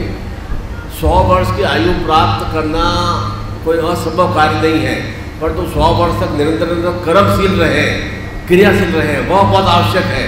100 वर्ष आयु तो हमारे कई बड़े बुजुर्ग प्राप्त कर चुके हैं, करते भी हैं, परंतु वे 70 वर्ष 75 वर्ष 80 वर्ष के बाद में बहुत ही ज़्यादा कृषकाय स्थिति में आ जाते हैं। तो वह कोई 27 जीवन प्राप्त करना कोई बहुत बड़ी विचित्रता नहीं है, श्रेष्ठता नहीं कि मेरे पिताजी दादाजी मेरे 27 जीवन प्राप्त करके गए। वे 100 वर्षों तक किस तरह से क्रियाशील रहे, हम निरंतर कर्मशील रहे, क्रियाशील रहे, वह हमारे लिए जीवन में एक बड़ा अचीवमेंट होना चाहिए।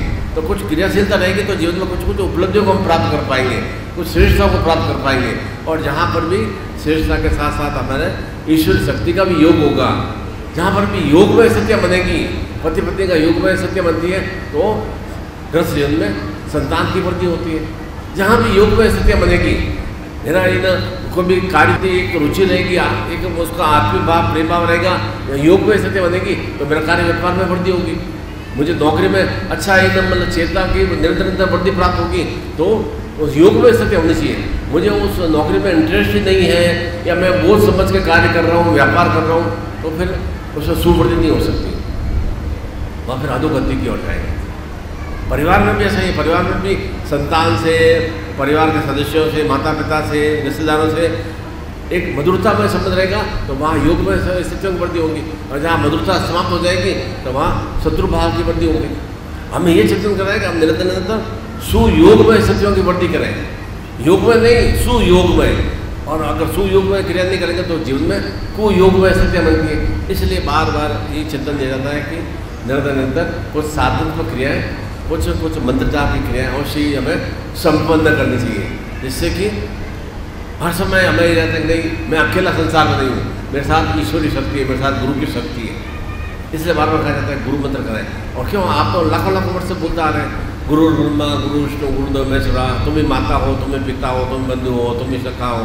अर्थात हमने आखिर भगवान ने तो डिवाइडेशन कर दिया कि नहीं ये तो मृत्युंजय के देवता हैं, ये योग भोग के देवता हैं, ये कर्म के देवता हैं, योगेश्वर कृष्ण ये विघ्नहर्ता के देवता हैं। परंतु गुरु को किस रूप में हमने नियोजित किया कि वे मेरे पिता के रूप में भी है, माँ के रूप में भी है, मित्र के रूप में भी, सखा के रूप में भी, सब कुछ मुझे गुरु से ही प्राप्त होता है। अर्थात गुरु का मतलब जो हमें सही ज्ञान प्रदान कर सके वह हमारा गुरु है। गुरु कोई व्यक्तित्व नहीं है।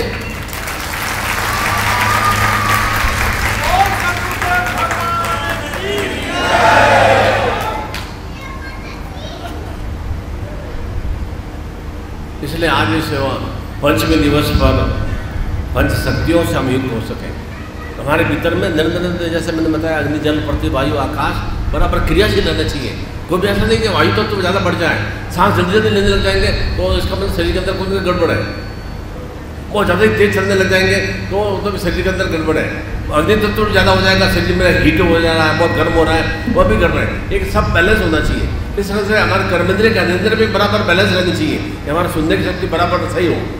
बहुत ज़ोर से मुझे बोलना नहीं पड़े, बहुत सुनने के लिए भी मुझे ज़्यादा एनर्जी या ध्यान नहीं लगाना पड़े, वो आंखों से दिखाई मैं ऐसा नहीं बड़ा मोटा मोटा 7 पॉइंट का चश्मा लगाया हुआ है, 7.5 पॉइंट का चश्मा लगा हुआ है, इस तरह की नहीं। दृष्टि भी एकदम चैतन्य रहे, सूंघने की शक्ति, बोलने की शक्ति, वाचालता की शक्ति, एक पाचन क्रिया की शक्ति, वह सब कुछ नियोजित रहे। वह हमारा कर्मेंद्र ज्ञानेंद्र का भाव चिंतन होता है, तब हमारे जीवन में सुस्थितियों के वर्षन करते हैं। कोई भी एक पार्ट कर्मेंद्र ज्ञानेंद्रियों में या पंच तत्वों में कोई भी एक पार्ट अप डाउन हो जाता है तो जीवन का बैलेंस बिगड़ जाता है। उस जीवन के बैलेंस को सही करने से के लिए ही ये साधनात्मक क्रियाएँ, ये विशेष अवसर, पर्व, त्यौहार, उत्सव, व्रत, उपवास की क्रियाएँ संपन्न की जाती है।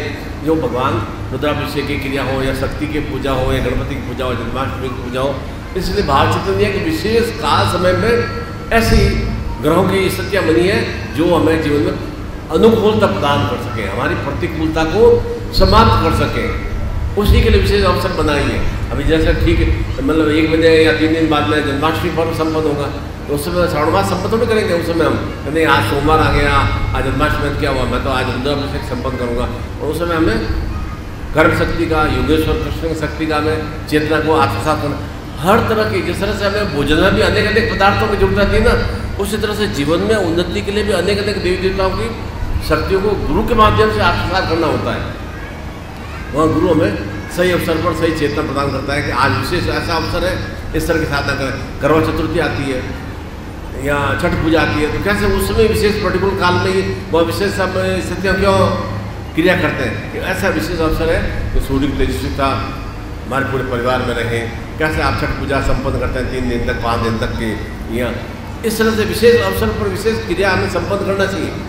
अब ये मौका, अब आज का मौका पंचमी का छोड़ देंगे तो फिर वापस पंचमी तो आ जाएगी, परंतु ऐसा स्थिति नहीं होगी। अब जैसे चंद्रग्रहण की स्थितियाँ ग्रहण काल में संपन्न हो गई और वापस ग्रहण काल चंद्र और वह भी मतलब इस तरह की आषाढ़ी पूर्णिमा या गुरु पूर्णिमा दिवस पर संपन्न होना एक विशेष काल समय होता है। उस विशेष काल समय को हम पकड़ लेते हैं तो हम काल पर विजय प्राप्त कर सकते हैं।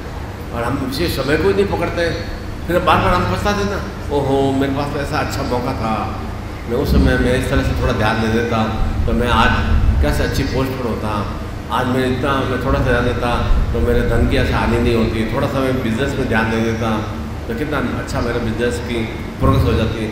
आप विचार तो करती है ना, हम क्या बार बार हम भूतकाल की और पास्ट की ओर ज़्यादा ध्यान देते हैं और वर्तमान के बारे में नहीं सोचते हैं। आज क्या स्थिति, आज सुंदर बनाऊंगा तो निश्चित रूप से कल सुंदरता अवश्य आएगी।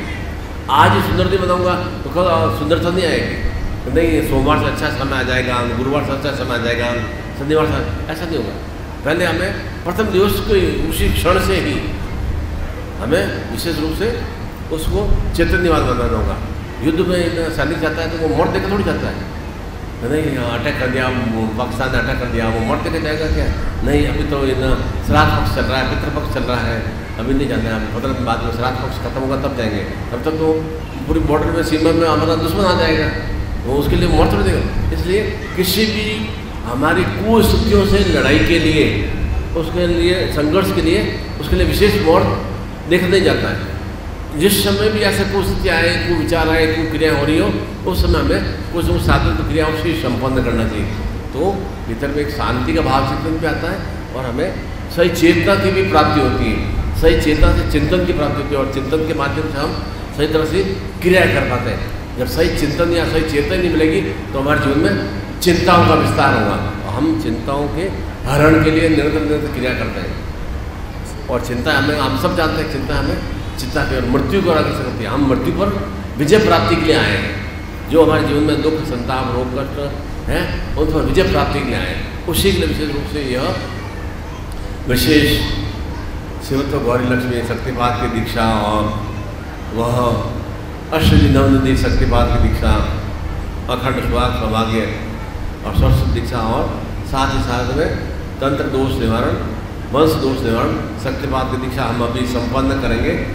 और जो भी साधक साधिका है, अभी भी आपके पास अच्छा सुअवसर है, सांध्य बेला का अवसर है, पंचमी का दिवस है, आपका सुअवसर है अपने संतान के लिए, पत्नी के लिए, पति के लिए फोटो के माध्यम से शक्तिपात की दीक्षा या स्वयं भी शक्तिपात दीक्षा धारण करेंगे तो निश्चित रूप से जीवन में सुस्थिति आएगी। फोटो के माध्यम से क्यों? अब घर में कोई हमारे गणपति बैठे हैं क्या? घर में सतगुरुदेव बैठे हैं क्या? भगवान शिव बैठे हैं क्या? चित्र रखा होगा, चित्र को तो हम फाड़ के फेंकते नहीं है, लात तो मारते नहीं चित्र को, नहीं ये गणपति खराब है लात मार देंगे। कैसे हम मतलब आत्मीय भाव से उनकी पूजा अर्चना करते हैं। दुर्गा का फोटो पूजा में रखा हुआ है ना, हमारा कुल देवता है, हमारे जो भी पूर्वज है उनका भी फोटो हमने रखा है ना। चलो मेरे पिताजी थे, दादाजी थे, उनका फोटो रखा है ना, तो हमें उनके प्रति नमन भाव से उनका फोटो रखते हैं कि वे देव में शक्तियों से युक्त है। गणपति का रखना, दुर्गा का, शिव का या लक्ष्मी का, देव शक्तियों से युक्त है। वे लक्ष्मी की पूजा भी करते हैं तो लक्ष्मी चित्र के सामने रखते हैं ना। दीपावली दिन आएगा, 27 अक्टूबर की दीपावली आएगी तो लक्ष्मी पूजा संपन्न करेंगे, लक्ष्मी चित्रित होगा ना सामने। गणपति का होगा, भगवान शिव का होगा, कृष्ण की पूजा करेंगे, कृष्ण का चित्र, कृष्ण भगवान हमारे साथ थोड़े बैठे होंगे कोई। तो उसके हमारे क्या हम उस चित्र के माध्यम से हमारा उनका आपसे जुड़ाव संपन्न हो रहा है।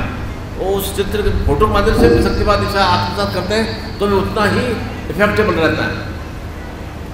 और मैं इस पुनित अवसर पर, श्रेष्ठ में पंचमी दिवस पर और यहाँ आने वाला विशेष चित्रनीय श्रावण सोमवार और श्रावण मास के निरंतर आपके जीवन में श्रावण के रूप में जिस तरह से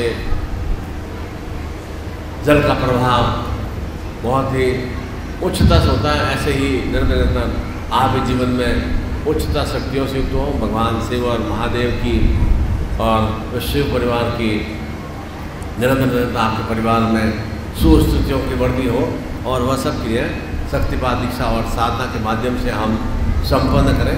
और साथ में होना चाहिए कि हमारे पास में नूतन स्वरूप में ऊर्जा तो होनी चाहिए। एक हर एक चीज़ की एक ऊर्जा चेतना का एक समय होता है। हमें ऐसा नहीं कि मैं सुबह खाता खा ले तो मैं रात को 11 बजे तक भी एक्टिव रहूँगा, थोड़ा शरीर के अंदर न्यूनता आएगी। ऐसा नहीं कि मैंने बहुत अच्छा 5,000 का 10,000 का सूट बन दिया तो अब 20 साल तक मेरे चलता रहेगा, उसमें भी जर्जर अवस्था आती है, उसमें भी जीर्ण शीर्ण से स्थित है। इसलिए ऊर्जाधर तो हमारे एक तरह से हर रूप में पूर्ण रूप से शरीर की सुरक्षा का भाव चिंतन है। तो शरीर सुरक्षा के लिए नूतन रूप में 1 वर्ष बाद में उसको ऊर्जाधर को परिवर्तित कर देना चाहिए। तो निश्चित रूप से ऐसे श्रावण सोमवार दिवस से पूर्व ही हम गुरुचादर प्राप्त करके और वह शिवालय में या अपने घर में भी भगवान शिव का अभिषेक अपनी तरफ से एक परिवार के साथ में बैठ कर संपन्न करें तो निश्चित रूप से एक मन में प्रसन्नता का भाव की वृद्धि होती है। और जो हमारी धारणा इच्छा होती है उन धारणा इच्छाओं की पूर्णता की ओर क्रियाशील होते हैं। पुनः मैं हृदय भाव से आशीर्वाद देता हूँ कि आपके जीवन में निरंतर भगवान सदाशिव महादेव का और शिव परिवार में निरंतर शुभ मंगलमय स्थितियों की वृद्धि हो। अब हम शक्तिपात की दीक्षा आत्मसात करेंगे। प्रत्येक तरह की गुरु दीक्षा या शक्तिपात की दीक्षा है वह पूर्ण शाश्वत रूप में शक्तिपात के माध्यम से होगी। गुरु दीक्षा की भी खड़े हो जाएंगे। उसके बाद में जिनके पास में वह साधनात्मक मोक्ष है वे साधना मोक्ष लेकर खड़े हो जाएंगे। और उसके बाद जो भी तंत्र दोष निवारण, अष्टसिद्धि, नवनिधि, लक्ष्मी, सौभाग्य, सुहाग लक्ष्मी और सरस्वती और अन्य कोई भी दीक्षा है वे पीछे खड़े हो जाएंगे। और अभी भी थोड़ा समय है, तो समय को हम पकड़ लेंगे तो हम जीवन में अच्छी उन्नति और प्रगति को प्राप्त होंगे। यही मैं पुनः शुभ मंगलमय आशीर्वाद प्रदान करता हूँ।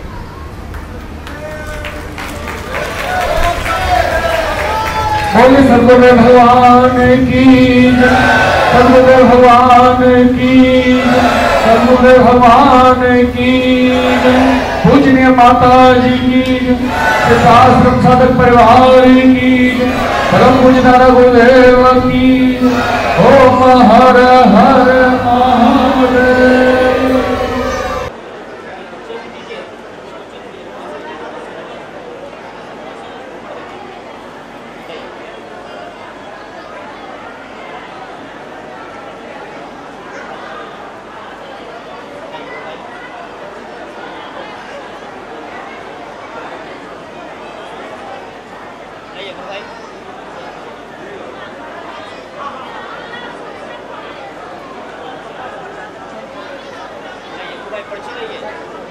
इसको चेंज कीजिए, फट गया।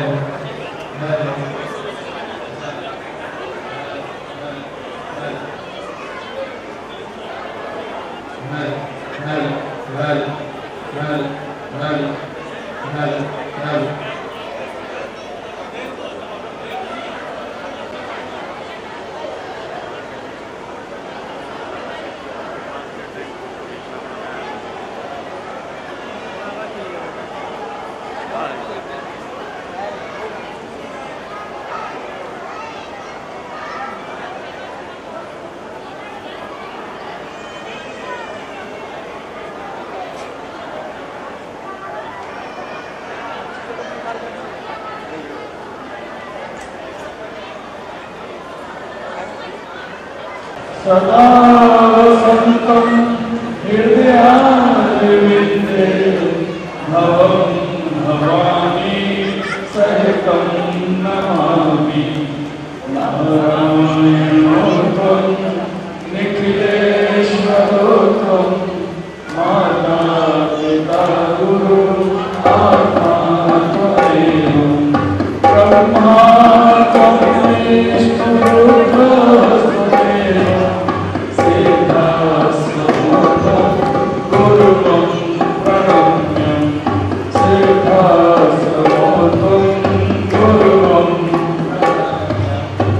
मॉनिटर चला दो मॉनिटर। ओम जय गुरुदेव दयानिधि दीनहितकारी जय जय हो विनाशक जय जय भवबंधनहारी ओम जय जय जय गुरुदेव ब्रह्मा विष्णु सदा शिव मूरतधारी वेद पुराण कथागत वेद पुराण कथागत गुरु महिमाधारी ओम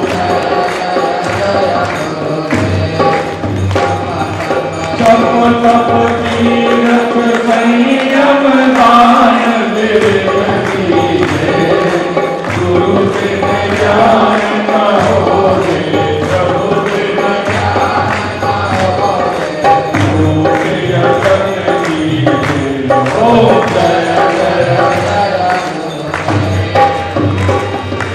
माया मोह नदी जग जीव बने सारे नाम जहान बिठास